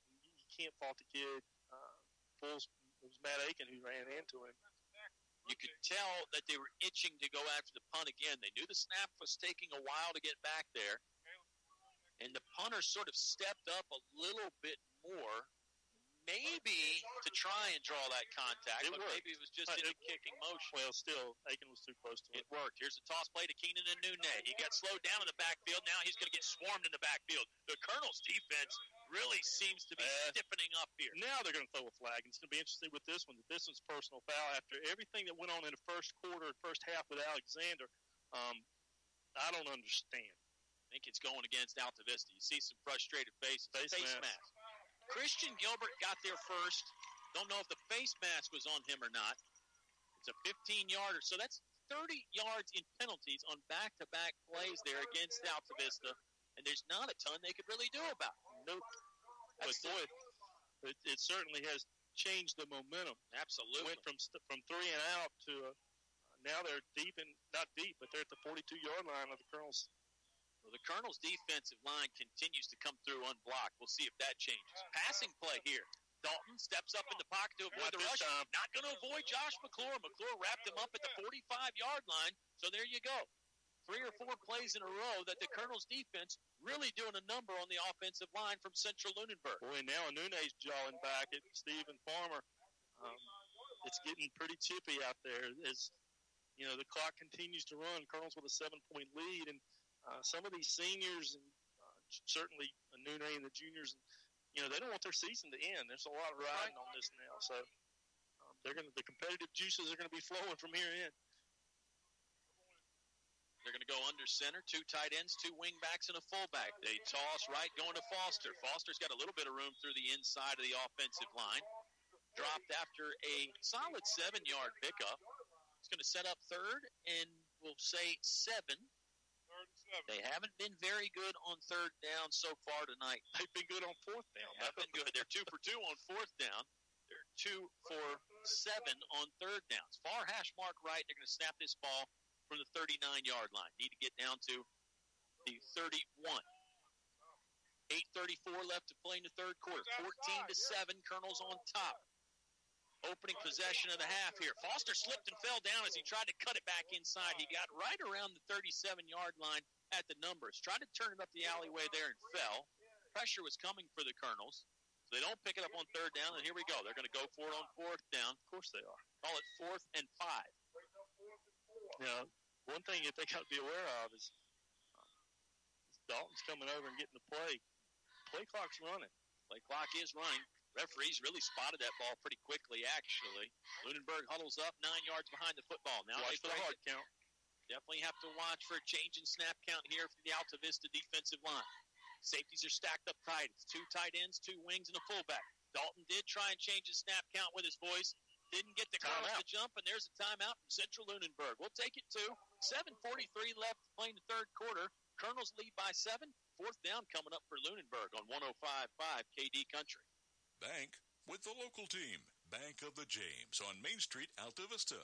Stop by our office today to talk with Debbie Hutcherson, Bobby Walker, and our team of local bankers to learn about banking with Bank of the James. We offer a full line of personal and business banking products and services, including mobile banking and bill pay, personal and commercial loans and lines of credit, and mortgage loans. Bank with the local team. Bank of the James. Member FDIC, Equal Housing Lender. Your station for high school sports play-by-play is 105.5 KD Country. Central-Lunenburg going to go for it here on fourth down, opening drive of the second half. Coach Will Thomas talked to his team. Now they're going to huddle up again after the timeout, Oscar. Colonel's defense is ready to greet him out there on 4th and 5. Need to get to the 31-yard line. Big play here. Sure is. Under center, fullback, 2 wingbacks, 2 tight ends. Toss play, they're going to reverse it. Hoehne going out to the left. The Colonel's defense is there. Pennell couldn't make the tackle. He's across the 30, now stumbling across the 25, out of bounds at the 21-yard line. Looked like the Colonel's defense had it prepared, had it diagnosed. They just could not bring Keenan Hoehne, the speedy running back for Central-Lunenburg, down. Shaheen's had him a couple times, and he's been able to escape the grasp, and just shows you the kind of athlete that Hoehne is. Lunenburg is 4 for 4 on 4th downs tonight. Not good on 3rd downs, but they've been perfect on 4th down. 1st and 10 here from the 21-yard line. Same formation under center with 2 wingbacks from the left hash mark. They toss it to Foster. Foster ran into his own man that got shoved into the backfield by Jonathan Montague. Give Johnny a lot of credit there. He pushed that tight end backwards, and that's who Foster ran into and fell down after the contact. Yeah, and he's trying to pick up, that's Christopher Fowler that he ran into, and Fowler's got kind of like a leg whip almost. He's hurting. Montague driving hard. He's got a touchdown on the offensive side, but he plays both ways, and he's a good player on the defensive side of the football, too. Same formation under center for Lunenburg here, 2nd and 9. Toss play, they're going to Hoehne. He's going to go left, turns it up at the numbers, meets stiff resistance there, manages to stay on his feet again, and falls forward for a few extra yards, and he's going to let the Altavista defense know about it. There's that jawing back and forth that you talked about, and after a play like that, maybe you can see why Hoehne might chatter a little bit. It'll be 3rd down and call it 3, and certainly from this spot on the field, they're in 2-down territory at the 15-yard line. No, they're perfect on 4th down, so why wouldn't you go for it if you don't pick it up here? 6:23 left to play in the 3rd quarter. 14-7, Colonel's on top. Opening drive of the second half for Lunenburg. They're chewing up clock again. Unbalanced line to the right. Toss play, they're going right. It got blown up in the backfield. Foster is not going to get there. How about the Colonel's defensive line and then the linebackers following up? That was Matt Aiken that made the tackle. Ted Pierman, I think, blew up the lineman and pushed him in the backfield. That's an awful spot, too. That is an awful spot. You can hear Coach Bo certainly. It's a loss of 8 or 9. Looks like Lunenburg's going to try a field goal, Oscar. It's 4th and 10. This is not exactly a 4th down. That's what you would call, quote-unquote, manageable. They are. They're going to try a field goal here. No, they're at the 15-yard line, Kyle. That's only a 7-yard loss, and it was more than that.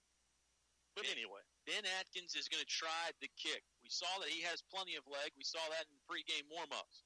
In the pregame warm-ups, there's no rush on coming, though. Please don't run into the kicker. It's going to look like, to me, a 38-yard field goal try. Snap is back. Ball gets the block. Pennell nearly blocked it. The kick has the distance, and it's good. Ben Atkins converts from 38 yards, 14-10. Colonel's lead, but the lead's been cut into. Their football on the kickoff with 5:10 left to play in the 3rd when you return to 105.5 KD Country. You'll always leave happy after purchasing a Best Bet Motor Sales vehicle. Stop by our Rustburg or Amherst sites and check out our great inventory of pre-owned cars, trucks, and SUVs. Best Bet Motor Sales, proud to have been awarded the Virginia Quality Dealer Award for District 6, 2016-2017. See for yourself our great selection of pre-owned vehicles. Browse our vehicles. BestBetMotorsales.com, home of the 60-second guaranteed credit approval. More live high school sports action on 105.5 KD Country. Well, the Altavista Colonels were saddled with 2 15-yard penalties that kept that drive going. The defense does give up 3 points, but I think you got to call it a win if you're an Altavista fan there, though, considering the penalties that happened and some of those bad breaks. Yeah, the Colonels certainly shot themselves in the foot a couple times on that drive. And first with 4th down and on the punt, and have 3 and out, and that would have had great field position. Credit to Central-Lunenburg for fighting back through that and getting down. They got down to the 15-yard line with a 1st and 10. And that was about 6 or 7 minutes ago, too. That's the other thing, the time aspect. Now, the Colonels have a lead, so maybe you could say that the time is working in their favor. But 7 minutes. They did pick up. Don't that field goal may play big. One thing we didn't talk about prior to the game was special teams. And, that was certainly a nice field goal, 38 yards, plenty of leg. Yep. Nick Boley has made some field goals this year, too, for the Altavista Colonels. I think the Colonels feel pretty good about their special teams. Here comes Atkins on the run-up again. He'll boot this one long. Going to get fielded by Jacob Adams. On the move at the 15-yard line. Got a head of steam going right up the gut. Now he wants to take it outside. Yeah, there's flags coming out, and it's going to come back. Adams is thrown backwards with somewhat of a horse collar tackle at the 40-yard line. Yeah, it will come back. The flags look like they're laying around the 30-yard line or perhaps the 29. And I was watching. Jacob Melton gave a guy a shove, and that really was the pick that allowed Jake to get to the outside. Block in the back.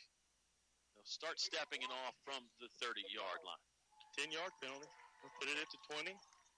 Exactly right. They'll start there. So effectively, it's a touchback for Altavista. Although they did lose about 20 yards from where Adams got it. Adams is in there at quarterback. We questioned that for a moment. He went down hard earlier in that series. This is the first time the Altavista Colonels are touching the ball in this second half. Got 5:02 left to play in the Englishes, your complete home center third quarter. 1st and 10 passing play caught by Malback at the 15. Malback has a lot of room. He's across the 35, the 40, the 50. Stiff arms one man that just plows him over at the 40-yard line. He's down there. Big time pass and catch for the Altavista Colonels and Mateo Malback. That's a 40-yard reception for number 3, the senior Mateo Malback. Little wide receiver, just a little pitching catch, and nice job blocking that allowed Mateo to get free. You get an athlete and a playmaker like Mateo Malback in space, and he can do wonders for your offense. And he showed it right there. 40 yards on the short pass from Jacob Adams. Adams has got the offense ready to operate again. Near side, right hash mark. Wide side of the field is the left. Colonel's moving left to right from Oscar and I's perspective. Here comes a running play. They hand it to Jonathan Montague. Montague tries to turn it up the seam off left tackle. Cut down there around the 37-yard line. It's a 2-yard pickup on first down for Altavista. And Jonathan cut upfield and actually ran over the legs of number 13, Darrell Jones, who had fallen down. And Jonathan really made his cut a little bit quick and kind of tripped himself up. Brings up about 2nd and 8. Colonels have one wide receiver alone to the right. That's Chancellor Mormon. 2 wide outs to the left. 2 running backs in the backfield with the quarterback, Jacob Adams. Adams is ready for the snap from Ethan Young. He changed the snap count, went with the hard count. This is going to be 5 free yards for Altavista on the penalty. Again, we see the effectiveness of that from the Altavista quarterbacks. 2nd and 2 now coming up. It's a 14-10 Colonel lead. And I like the way that the Colonels have responded. Absolutely. They've got a little ways to go, but they're at the 34-yard line and marching. Oh, yeah, long ball game still, even though with the way both teams have kept the ball on the ground and kept the ball in between the lines, the clock is seemingly moving quicker here tonight, but we've still got a lot of ball game left. They motion McClure into the middle. They give it to Shaheem Pennell. Pennell breaking free, chopped up around the 25-yard line. It looked like Pennell was headed for pay dirt there, but the Lunenburg tackler able to hold on. It's a first down for Altavista moving the chains. Nice job by that offensive line on that play. Really blew up in a hole. Shaheem hit it quickly. I was a little bit concerned for the security of the football, but that was not to worry about. Just 1 carry for Pennell last week. You've seen him at various points throughout the year do big things. He scored 2 touchdowns in the first meeting against Central-Lunenburg. They'll give it to him again. Darting in and out of the defensive line, still on his feet, carrying tacklers with him inside the 10-yard line. Shaheem Pennell with another first down run. You think he likes playing against Central-Lunenburg? Because he shredded them in the first game this year. Absolutely. He's got a little pep in his step. And he did most of the damage in the second half in that first Lunenburg game. Yes, he did. I'm telling you, he's like the pitcher you bring in out of the bullpen. Pennell looks like he's going to stay out there. They actually don't give him a first down. Spot was a little short. Call it 2nd and 1 now. Clock moving with 2:50 left to play in the English's third quarter. It's a 14-10 Altavista advantage. Offensive line were able to keep their blocks engaged, and that allowed Shaheem to just kind of pick his way downfield. Pennell is stationed off Adams' right hip. 2 wide receivers to the left, 1 to the right. They'll bake it to Pennell. Adams is going to keep it. Hit hard by number 45 before he could get to the line of scrimmage. That's Fowler again. It's going to be a little bit short, maybe a little bit of a loss. Yeah, it looks like they're moving it back a half a yard or so. Call it third and a full one. Colonels are 1 for 3 on third downs tonight. They're in two-down territory as well. And, of course, Jake is very adept at the hard count. It's caught them earlier, caught Central earlier. Got to keep an eye on it if you're the Lunenburg defensive line, but that's a lot easier to say up here than it is to do down there on the heat of the battlefield down there, if you will. Colonels are ready to go on offense. They'll snap it on the first count. They give it to Pinnell. Pinnell's got the first in. More headed to the far pylon. Shaheem Pinnell has scored again. The Altavista Colonels 20-10. They lead. Pinnell scored 3 touchdowns against Lunenburg in week 1. He scored 1 so far here tonight, and it stretches out the Colonels' lead. Boy, that's the opening drive for the Colonels of the second half. They chewed up some clock, 1:47 remaining here. I really like the way they responded after the field goal from Central-Lunenburg, especially the way that the offense ended in the first half with a lot of trepidation and fumbles and all kind of stuff going on. Nice job by that senior leadership and Jake and the rest of the team in securing the ball and really fighting back and getting things settled down. It's an 80-yard scoring drive. It started with the 40-yard pass and catch from Jacob Adams to Mateo Malback. It ended with a 12-yard Shaheem Pinnell scamper for a touchdown. There was an illegal procedure on the first attempt.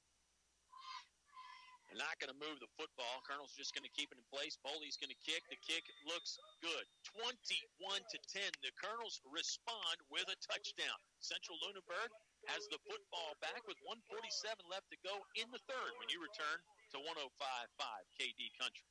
Here's some valuable information when buying your dream home.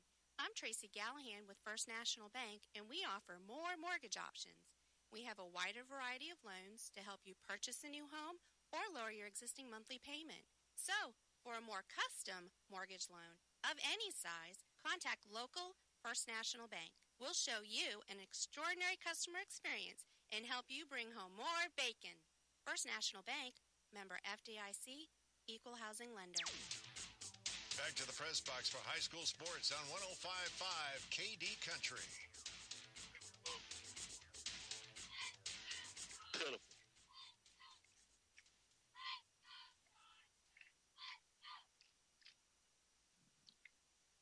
Westburg's in a battle.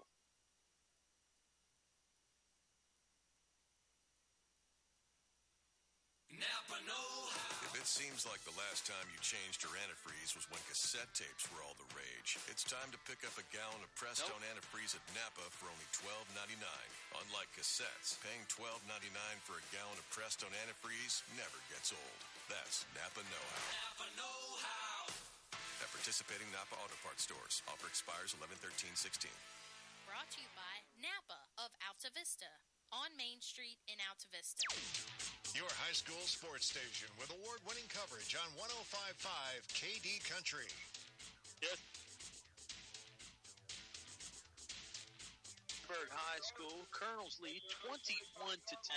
Kickoff went out of bounds. Boley's kick rolled out around the 5-yard line. It was another one of those kicks, Oscar, that looked like he was either going to stop in bounds or go in the end zone, but it ends up out of bounds. Hoehne thought for certain knew it was going out of bounds. I wasn't so sure. He just let it go, and it did roll about 2 feet out of bounds. Chargers will scrimmage from the far hash mark, 35-yard line. Shotgun formation. They'll toss it left. Foster looking to get outside. He's not going to get there. Kevin from the backside. Rain him down from the 30-yard line. I think these running backs, they assume that Pierman runs like a defensive lineman because he is a defensive lineman. He actually runs more like a running back. He chases down guys with regularity. It's a loss of 2. Yeah, he's more like a linebacker or a corner than he is a defensive lineman. He plays defensive line. He gets good penetration quite often. It's incredible how many times he runs a ball carrier down from behind. Colonel's adept at that too. Matt Aiken's very skilled at doing that as well. Sure is. Shotgun formation again for Central-Lunenburg on 2nd and 12. Handoff, and the ball came out. The football is loose, and the Colonels have it. Altavista has Josh McClure. It looks like Josh McClure recovered the football. It was an unforced error. It was just a fumble on the quarterback-running back exchange. McClure falls on it. Colonels take over with 1:03 left to go in the third quarter on the Lunenburg 30-yard line. By far the best starting field position of the game for Altavista. When the Colonels have got to not turn the ball over, come away with some points out of this.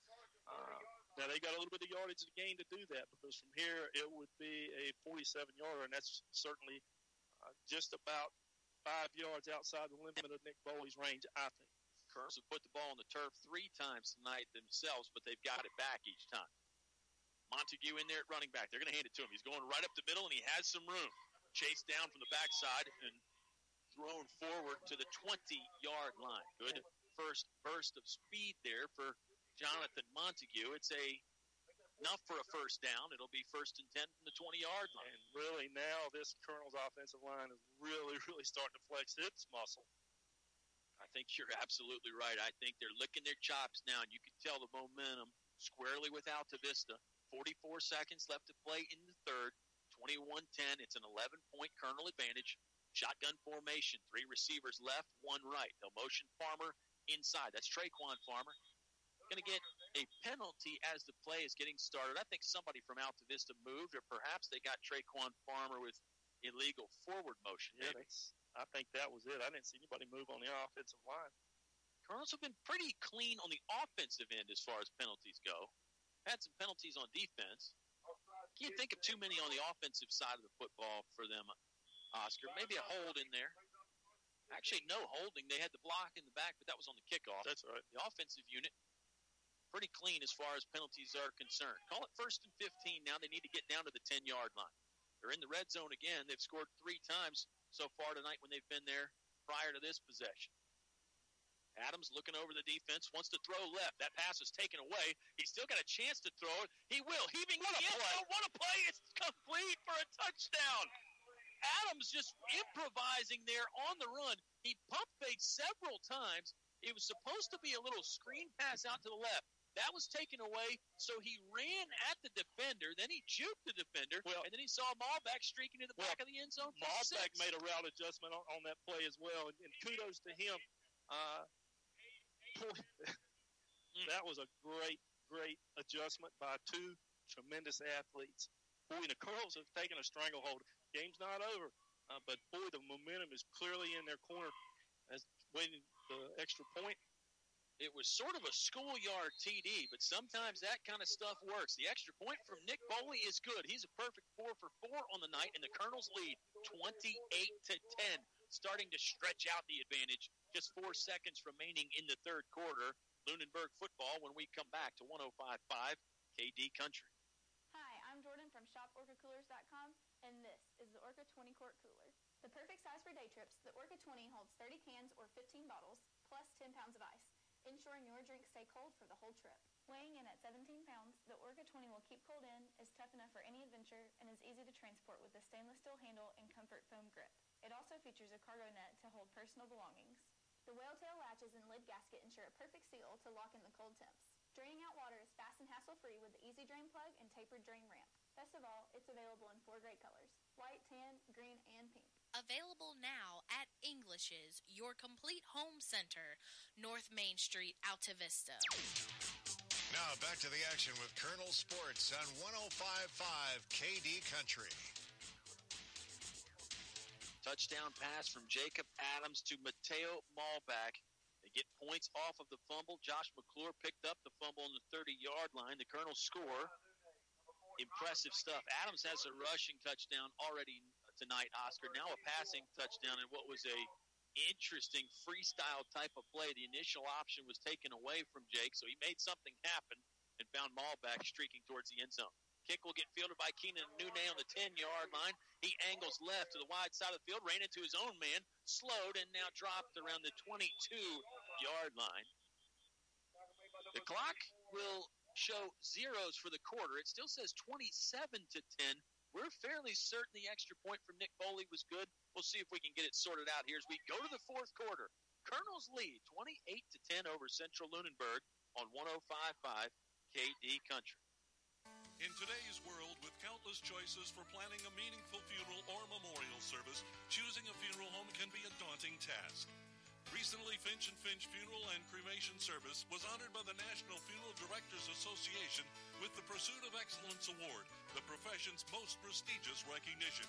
You can trust Finch & Finch staff to exceed your expectations before, during, and after your loved one's funeral. Finch & Finch Funeral and Cremation Service, recognized as one of the country's top funeral providers. Your home for Colonel sports coverage. 105.5 KD Country. Fourth quarter about to get underway from Central-Lunenburg High School. They do change the scoreboard. The kick by Nick Boley was good at the end of that touchdown. It's 28-10. The Altavista advantage was 14-7 to start the half, Oscar. Lunenburg opened the scoring in the third quarter with a field goal, fumbled it on their second possession. The Colonels took advantage with their fourth touchdown of the ball game. Well, that drive was big, and the Colonels had 30 yards in penalties and came away really with only allowing 3 points when they had the ball first and 10 at the 15-yard line at Altavista. Yeah, the defense stood their ground. Absolutely. Make another point here in a minute. Absolutely. It was bend but don't break defense again. Here comes a handoff. This is Foster. He is not going to get to the hole. He's shoved backwards. It was Jonathan Montague, followed up by Ethan Young and Matt Aiken. Gosh, the Colonels' defensive line is really playing well in the second half. Well, certainly I think the adjustment that was made at the half is their aggressiveness. I think they were kind of waiting on their heels to see what would transpire with that single wing and really their attack. And now I think that's the big difference. And the fact that they've gone away from Hoehne. Hoehne touched the ball probably 75% of the time in the first half. And really, I think he's touched the ball twice here in the second half. Good call. They're going to give it to him here on the reverse. Outside reverse this time. He cuts it back. He is going nowhere. It's Ethan Young again that just snubbed that play out, got in the backfield, would not let Hoehne cut it back. It's going to set up third and very long for Lunenburg. And that's the discipline that we talked about earlier in staying where you're supposed to be, sealing that edge and not allowing him to get outside, forcing him back into the middle where they've got help. Boy, the Colonels have pinned their ears back. Will Thomas has seen enough. He needs a timeout. We'll take the timeout with them. It's all Altavista right now. They lead 28-10. Less than 11 minutes to play in the ball game on 105.5 KD Country.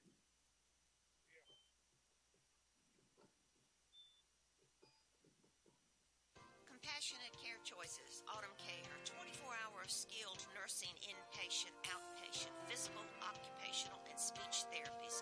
Autumn Care invites you to tour their facility in 2016, receiving the bronze quality by the American Healthcare Association. 5-star rating by Centers for Medicare, Medicaid Services. Autumn Care, a member of Sabre Healthcare Group, serving Altavista and surrounding areas since 1989. Your station for high school sports play-by-play is 105.5 KD Country.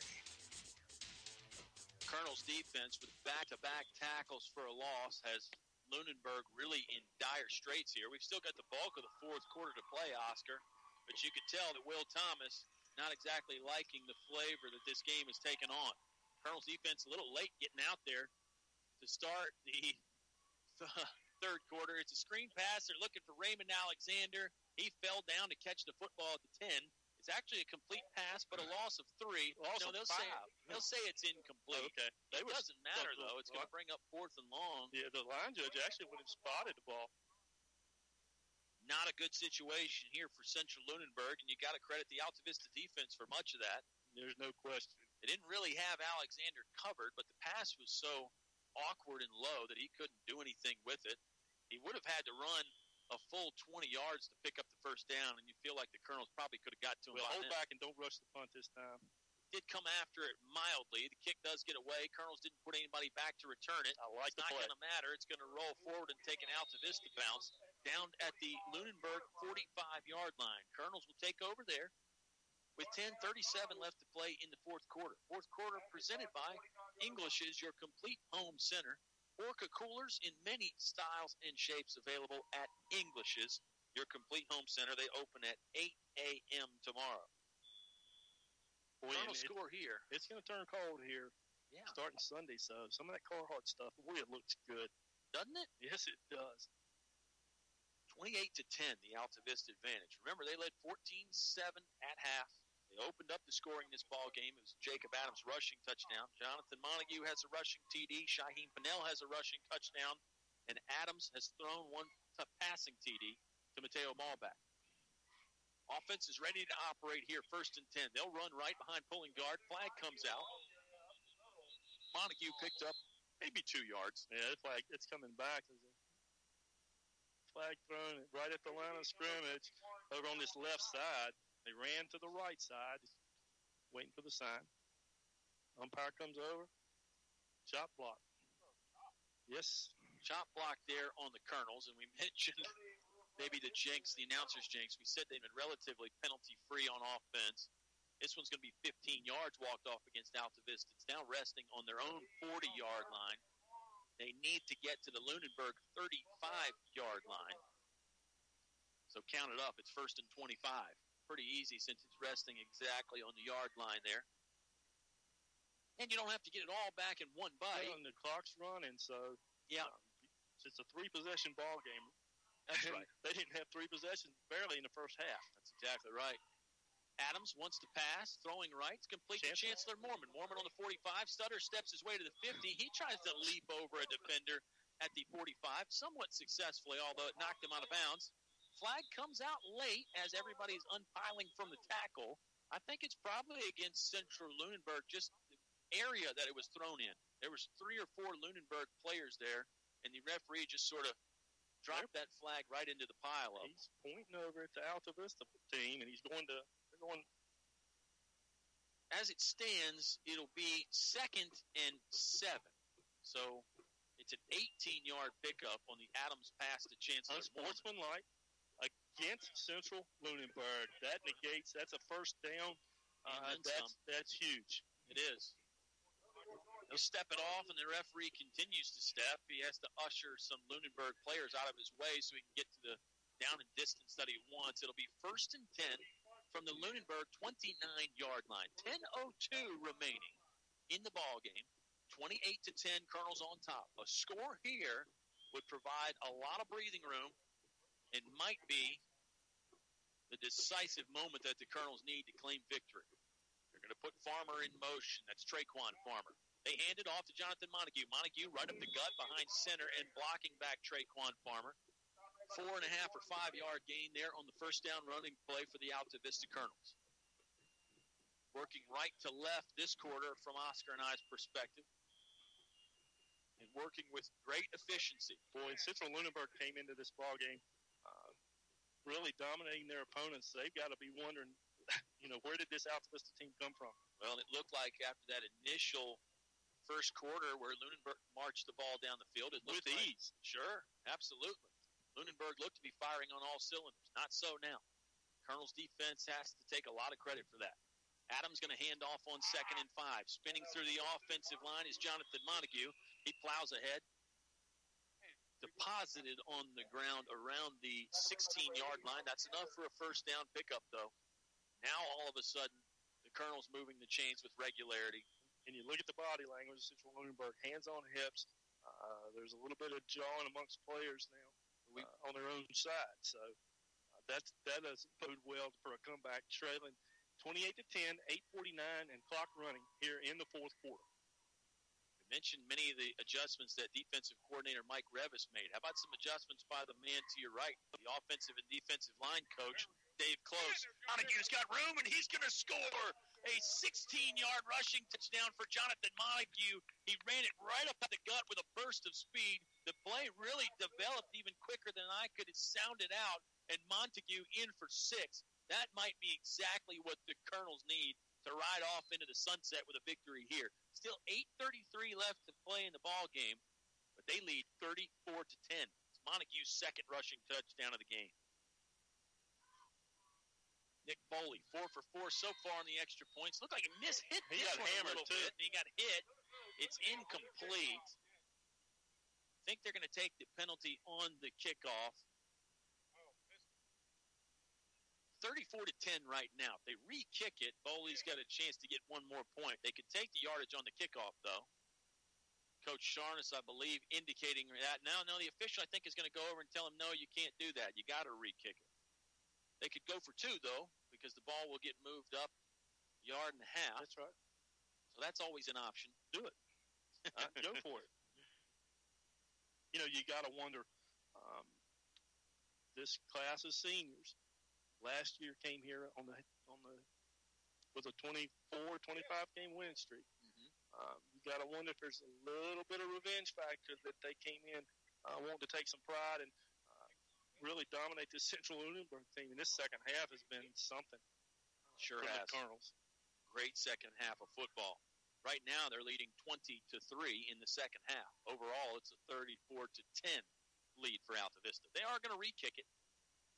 Nick Foley's got his extra point unit set and ready to go. I think the holder, Chancellor Mormon, was wondering what's taking so long.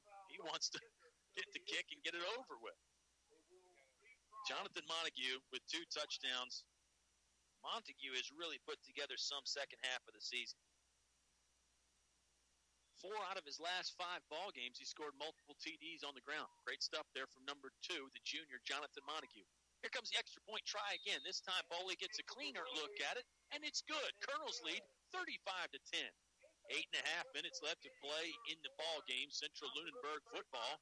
You come back to 105.5 KD Country.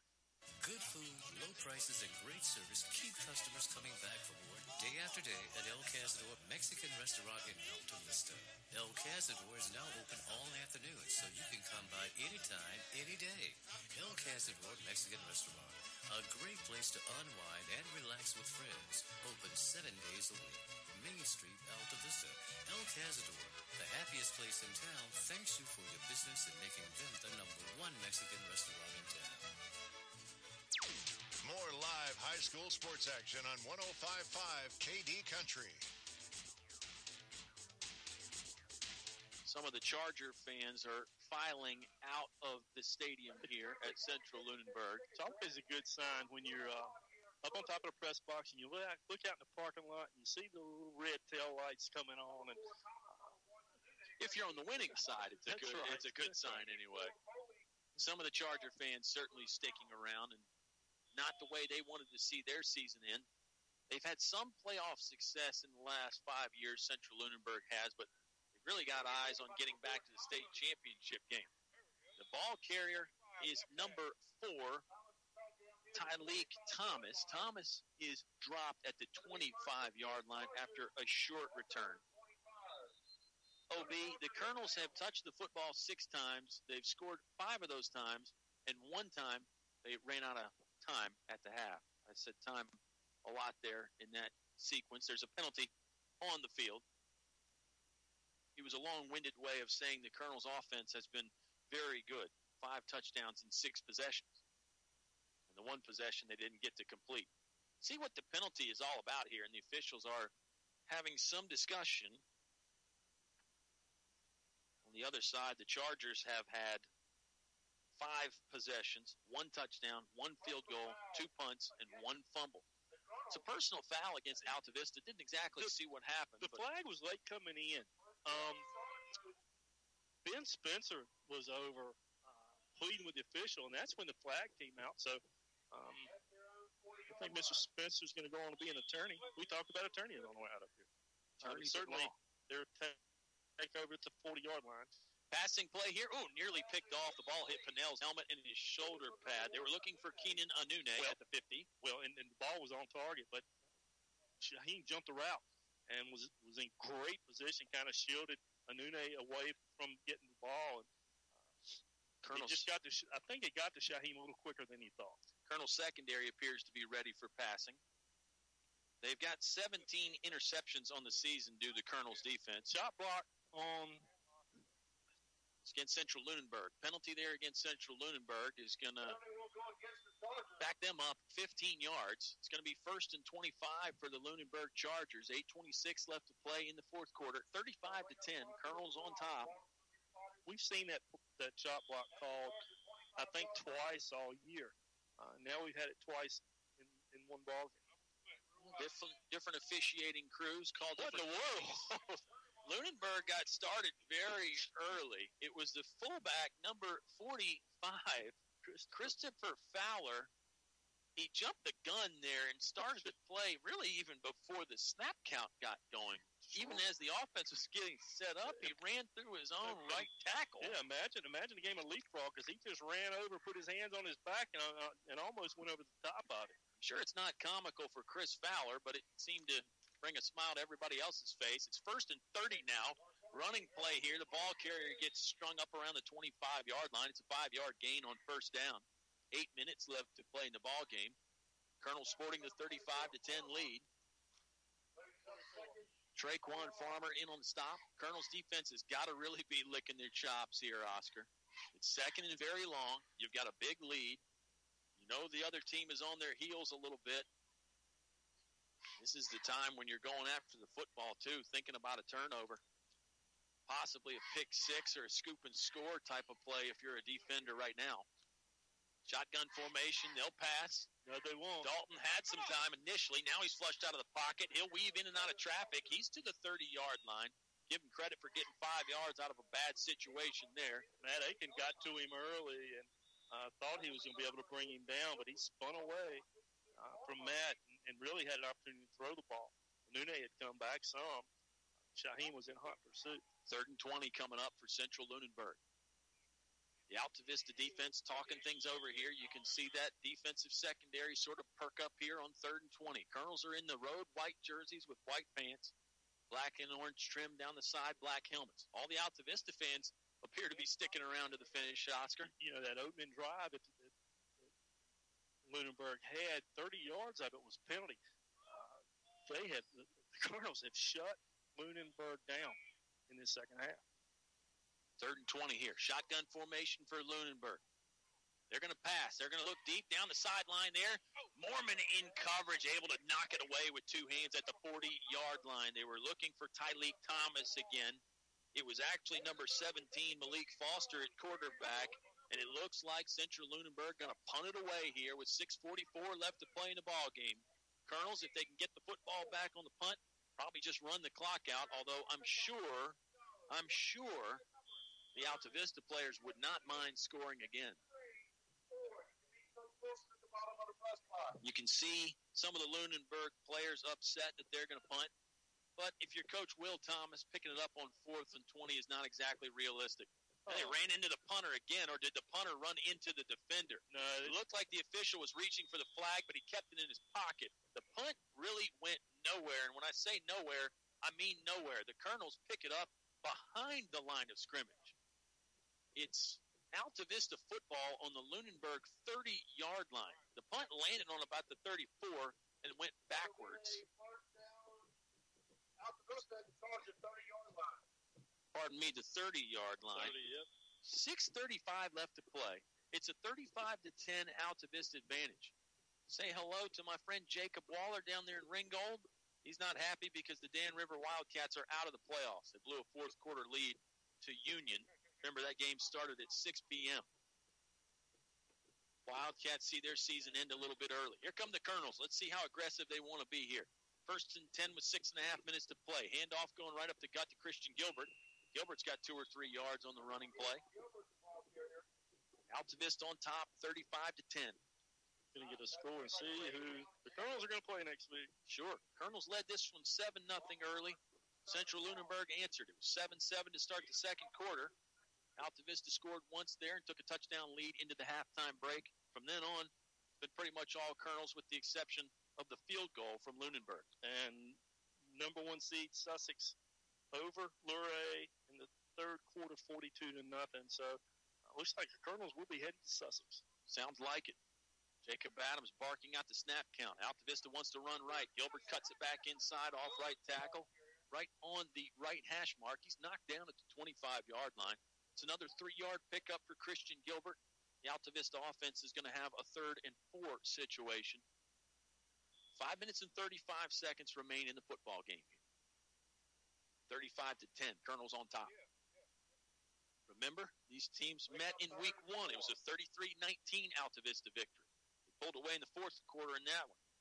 Big quarter in this ball game was the 3rd quarter, Oscar. Dominant performance in that 3rd quarter. Looks like Gilbert's going to stay in there at running back. They'll put Mormon in motion to the left. That's the wide side of the field. They'll run that way. Toss play. Gilbert has it. Cuts inside. Not much blocking, but he's able to pick up the first down anyway. Just dove across the 20-yard line. He split right between two defenders. Nice running there from Christian Gilbert. Chains moving with 5 minutes left to play in the football game. Stick around for the Subway postgame show. We'll recap this one and give you some more scores from around the area. A lot of local teams in action. Adams is going to run behind center there. He went about halfway over the sideline to get the play from head coach Mike Sharnes. Ball's in the middle of the field on the Central-Lunenburg 20-yard line. 2 receivers to each side. Adams looking right. He wants to put Chancellor Mormon in motion. Here comes the snap, handoff going behind the center. This is Gilbert again. He's run the ball 4 straight times now. Nothing on this running play, though. Just shoved backwards. No gain with 4:24 left to play in the fourth quarter. I'm Kyle. He is Oscar Briggs. It's 105.5.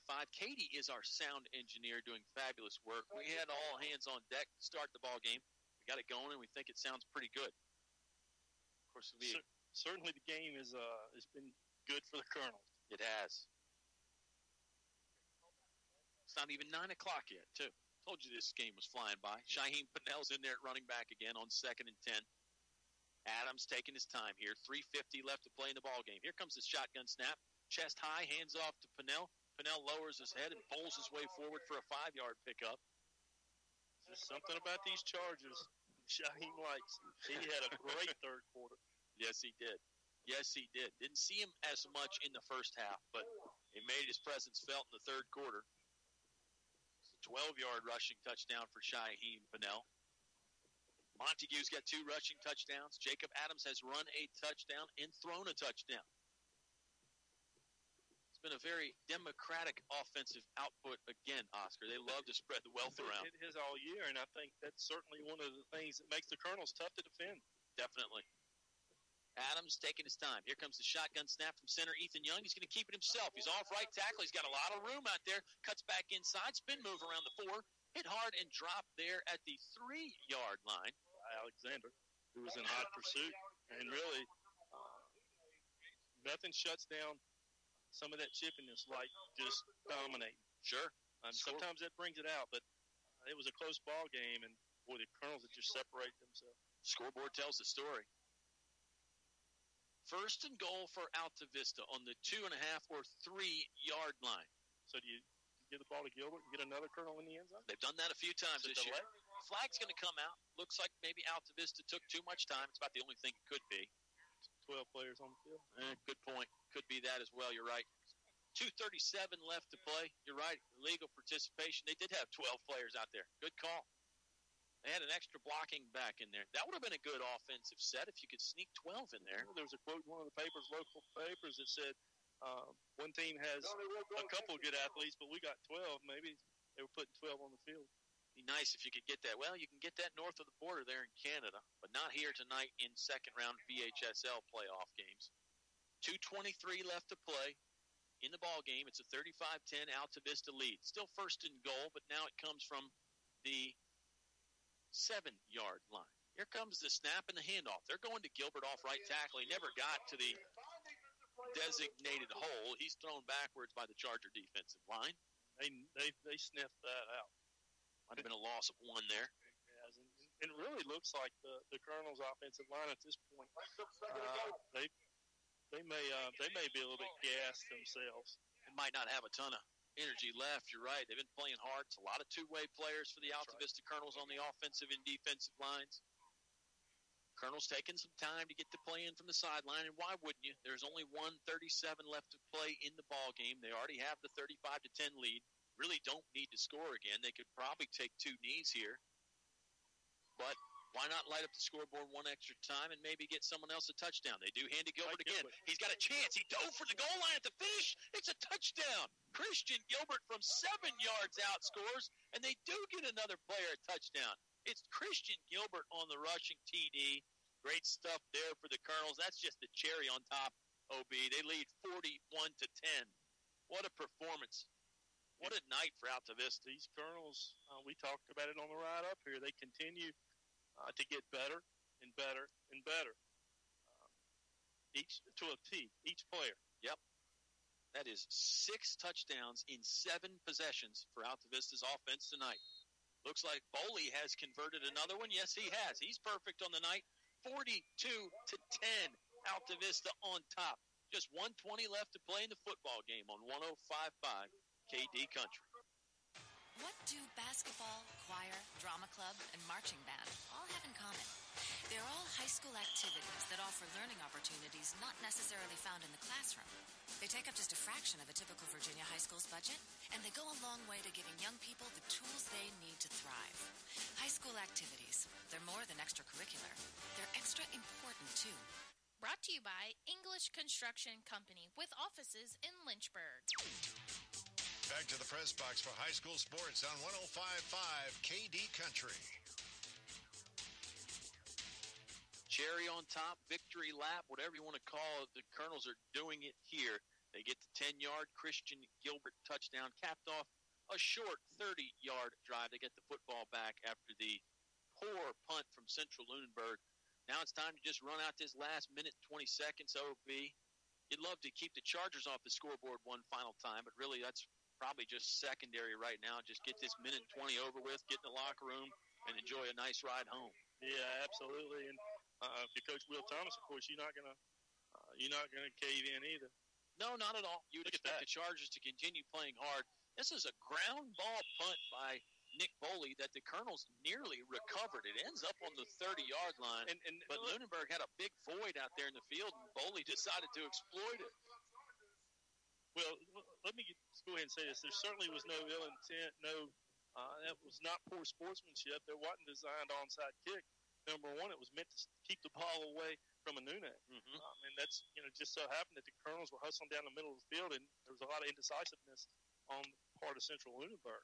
And that led to that. I mean, it wasn't any attempt to gain an onside kick. No. Keep the ball away from the playmakers. Keep the ball in bounds, too, because we have seen one kickoff go out of bounds tonight for Altavista. But you're right, not an onside kick attempt in any way. Malik Foster's going to go in there at quarterback and pass. He's not going to get a chance, though. Tevin Pearman with another big sack, helped out by Matt Aiken. Gosh, they were in there quickly. Traquan Farmer was going to follow it up if those two couldn't bring him down. It's a big loss for Lunenburg. Yeah. We're under 60 seconds to play in the game. And the line judge spotted the ball for a 14-yard loss, and then the umpire walked it up and put it for a 10-yard loss. So doesn't matter much right now. It really does. 50 seconds remaining. 2nd and 20 for Lunenburg. Again, that's probably inconsequential at this point, too. There's a Lunenburg fan with a sign that said, "Let's go." She's walking from the stands. Does that mean let's go? Like, hey, let's go, or let's go? I think some of the fans are taking it to mean the literally second of that. Yeah, it's time to head home. Some have already headed home. Some headed home when the Colonels made it 35-10. It's 42-10 at the moment. 28 seconds left. The flag comes out. It looks like one of the Colonels jumped off. Well, that's probably we've called his name a bunch tonight. It was Tevin Pearman. We'll give him that, though. Sure. Trying to get in that backfield again for sure. He spent a lot of time in the backfield there in this second half. That's not what Lunenburg wanted. Running play here. They're just going to keep it right up the gut. It's a 2 or 3 yard pickup, and there's some extracurricular activities at the end of the play again. It's going to be the last play of the football game. The Altavista Colonels win. They advance on to take on Sussex next week in the region semifinal. It's a 42-10 victory for the Colonels. Subway postgame show on the way when we return on 105.5 KD Country. If you've got a list of projects around the house that need attention, call John Robbins Building and Repair. Whether it's plumbing, electrical, roofing, or an addition, no job is too small for John Robbins. John Robbins is licensed and insured, and John will give you a free estimate. And with John's experience, you'll get first-class quality work. So let John Robbins Building Repair knock out your to-do list. You'll find John Robbins in the white pages of the Altavista phone book. It's Robbins with 2 B's. A short drive will save you money. I'm Greg Walker with an exciting new offer from Fellers Chevrolet. Purchase any new or used vehicle at Fellers and receive a 10-year, 100,000-mile powertrain warranty and a 3-day, 100% money-back guarantee. Again, a 10-year, 100,000-mile warranty and a 3-day money-back guarantee. At Fellers Chevrolet, we stand behind what we sell, and we save you money. Come see us. You'll be glad you did. A short drive will save you money. Fellers Chevrolet. Introducing D.L. Bryant Heating and Cooling. A name you've grown to trust, Donnie Bryant is back with D.L. Bryant Heating and Cooling. As an American Standard dealer, D.L. Bryant Heating has the tools and the talent to handle all of your heating and cooling issues, large or small. Call 841-1580. That's 841-1580 for D.L. Bryant Heating and Cooling. Call 841-1580 for a name you can trust, Donnie Bryant and D.L. Bryant Heating and Cooling. There's nothing like a winning team to bring pride and enthusiasm to a community. The Altavista Office of Economic Development is a proud supporter of Colonel football. Congratulations to the coaches and players on a winning season, and good luck in the playoffs. The Altavista Office of Economic Development, helping grow a better community. For more information on business incentives, contact Dennis Jarvis at Altavista Town Hall on 7th Street. Your high school sports station with award-winning coverage on 105.5 KD Country. We return to Central-Lunenburg High School to start the Subway post-game show. Big props to our sound engineer, Katie. We're getting it done tonight, and the Colonels got it done in a big way. 42-10, the victory over Central-Lunenburg. They outscored the Chargers 28-3 in the second half. OB, where do you want to begin? It was a great night for Altavista all the way around. Boy, I don't know where to start. Tight ball game, limited possessions at the half. Colonels up 14-7, and there have just been these quarters this year, certainly over the last half of the season, that the Colonels have just, shown some dominance. That's the only way I know how to put it. It's quite the phenomenon. It is. I look at this offensive efficiency. They scored 6 touchdowns on 7 possessions, and the only possession that they didn't score was when time ran out at halftime. Now, you could play devil's advocate there and say they fumbled it away. They didn't fumble it away, pardon me. The Colonels fumbled 3 times in this game, but they got all 3 of them back. So maybe some good fortune there. But I look at that offensive efficiency, incredible stuff. They spread the wealth again. Adams had a rushing touchdown. Montague had 2 rushing touchdowns. Shaheem Pennell had a rushing touchdown. Malback caught a touchdown pass from Adams. And Christian Gilbert had a rushing touchdown as well. And then what about the defense? Defensively, it was the adjustments at halftime. There was clearly some kind of adjustment. Lunenburg was gashing him for big yards. They were marching the ball down the field. And then after halftime, Chargers really didn't have much success on offense. It'll be interesting when we talk to Coach Sharness later this week exactly what the adjustments were. But, certainly to the naked eye, to the casual observer, to us amateur broadcasters, it certainly looked like they were very aggressive and really pinned their ears back, and I think that's what did the difference. They looked like in the first half they might have been on their heels, kind of waiting for the play to develop, and that's hard to do against that single wing with the ball deception, with the pulling guards and the traps. And then the Colonels, like I said, the second half, they didn't wait for that nonsense. They were blowing up into the backfield, blowing up blocks.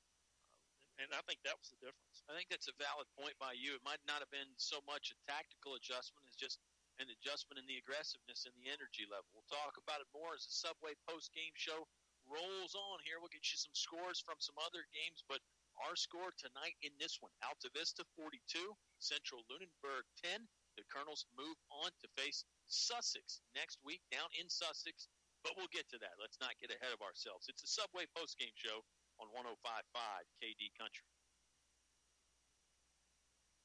Family problems, criminal charges, civil litigation, personal injury cases. Turn to David W. Shreve, an experienced attorney at law.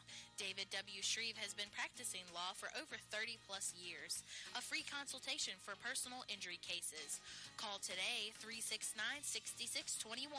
David W. Shreve says good luck to the Altavista football team in the playoffs. Go Colonels! David W. Shreve, located 7th Street in Altavista. PCM Industrial of Altavista offers mobile welding and repair services, fully equipped service trucks and certified craftsmen, and quick response to satisfy your needs. Contact PCM Industrial at powerconstruction.com. PCM Industrial is a fully insured Class A licensed contractor, OSHA and MSHA compliant. PCM Industrial Services of Altavista wishes Coach Sharness and the Altavista Colonels football team good luck in another winning season. Altavista High School football is brought to you by Steve Farmer Auto Sales. Steve Farmer Auto Sales, where there's always a good selection of cars, trucks, and SUVs, and they're priced right with financing available. See Steve Farmer Auto Sales, 1112 Main Street, Altavista, the next time you get ready to make a change. Steve Farmer Auto Sales, best deals on wheels. At Subway, Monday is no longer Monday. It's Sweet Onion Chicken Teriyaki Day. That's the $3.50 sub of the day. Subway has a different 6-cent sub of the day every day of the week. Each has no artificial flavors or colors from artificial sources. For just $3.50, it's a great sub for a great price. Wednesday, that's Turkey Breast Day. Friday, Tuna Day. The $3.50 sub of the day every day at Subway. At participating restaurants, additional charges for extras and deluxe plus tax may not be combined with other offers, coupons, or discount cards. Now back to the action with Colonel Sports on 105.5 KD Country. Subway postgame show continues from Central-Lunenburg High School. Always a nice time when we come out here to Lunenburg, and they treat us nice. And they know good football, and they saw some good football here tonight. Lunenburg had it at times, but Altavista had it all night, really. It was a 42-10 Colonel victory. Really impressive stuff. I guess they didn't score on defense like they've been doing a lot lately, but other than that, it's just really hard to find much fault in the Colonel's game here tonight. The penalty aspect, yeah, you got to clean that up. There was a chop block, there was a roughing the punter, there was a personal foul, there was an unsportsmanlike one hold, I think, blocking the back. They need to clean that up, and that one series of 3 or 4 or 5 downs to end the half is scary. Yeah. If you have that type of moment against Sussex, you're going to lose. Good point. Yeah, they fumbled the ball 3 times total. 2 of them were worse than the others, but Coach Sharn is probably not going to be pleased with any fumbles at all. And, you know, like he told us last year, we work on ball security every day. So we can work on it every day, and we'll continue to work on it every day. Sometimes it happens, and sometimes it's a mentality, too. The scoring tonight, again, just to recap for Altavista, it was Jacob Adams that got everything started with a 15-yard rushing TD. Jackie Dault threw a 32-yard touchdown to Keenan Anune for Central-Lunenburg, 7-7 at that point. Pretty much after that, it was all Colonels. Jonathan Montague, a 2-yard rushing TD, got to halftime.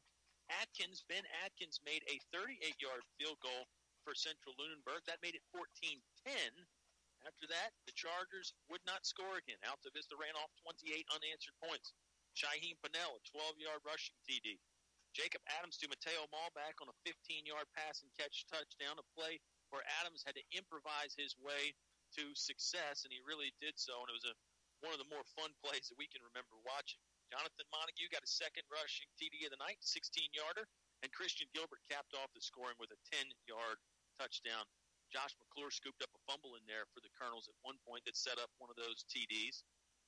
Overall, a fantastic night for the Colonels' offense. A great night for the Colonels' defense, too, specifically in the second half. Some scores from around the area. Dan River lost to Union 28-23. Stanton River is up big right now over Magna Vista, 68-14. Appomattox pulling away from Giles, 38-7. Rustburg pulling away from Spotswood, 33-14. What am I leaving out, OB? I know Heritage was up pretty big over Northside. Yeah, that was 42-13 at the half. Brookville and Blacksburg. That's one we need to check in on. I've got it. Okay.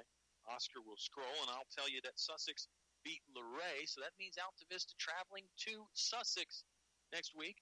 Our good friend Scooter Duff informed us that the Colonels beat Sussex back in 2013 on one of those state championship runs.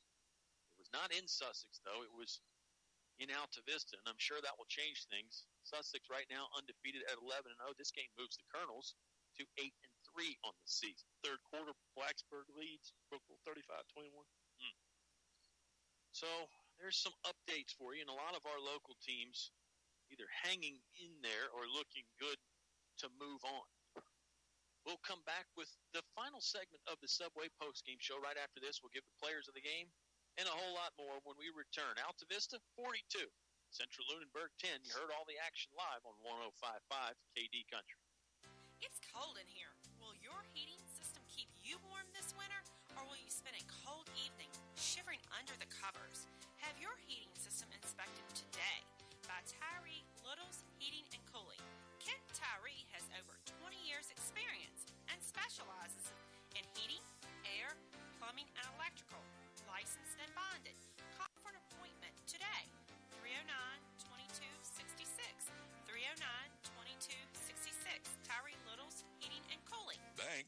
the local team, Bank of the James on Main Street, Altavista. Stop by our office today to talk with Debbie Hutcherson, Bobby Walker, and our team of local bankers to learn about banking with Bank of the James. We offer a full line of personal and business banking products and services, including mobile banking and bill pay, personal and commercial loans and lines of credit, and mortgage loans. Bank with the local team. Bank of the James. Member FDIC, Equal Housing Lender. You'll always leave happy after purchasing a Best Bet Motor Sales vehicle. Stop by our Rustburg or Amherst sites and check out our great inventory of pre-owned cars, trucks, and SUVs. Best Bet Motor Sales, proud to have been awarded the Virginia Quality Dealer Award for District 6, 2016-2017. See for yourself our great selection of pre-owned vehicles. Browse our vehicles. BestBetMotorsales.com, home of the 60-second guaranteed credit approval. Your home for Colonel sports coverage. 105.5 KD Country. Subway postgame show returns for its final segment from Central-Lunenburg High School. The crowd thinning out here as the band plays off into the distance as they head into the locker room. Central-Lunenburg's season is done. Altavista's is not. They move to 8-3 and move on to take on Sussex next week. Actually go to 9-3. Not to call you out. They do go to 9-3. You're right. No, that's what you're here for. That's right. 8-3 is what Central ends up their season. Very good season for them. Another good season for the Lunenburg Chargers. Bob Alvis, our dear friend, would have pointed that out if you didn't. Bob is listening. He said he deserves a shout-out. We do talk about Bob from time to time. We're very keen on the work that Bob Alvis does, and we think he's a swell guy. Player of the game tonight, Oscar. A lot of swell guys out there on the football field. For the Chargers, I'll go first. You want to go first? No. Go first. No.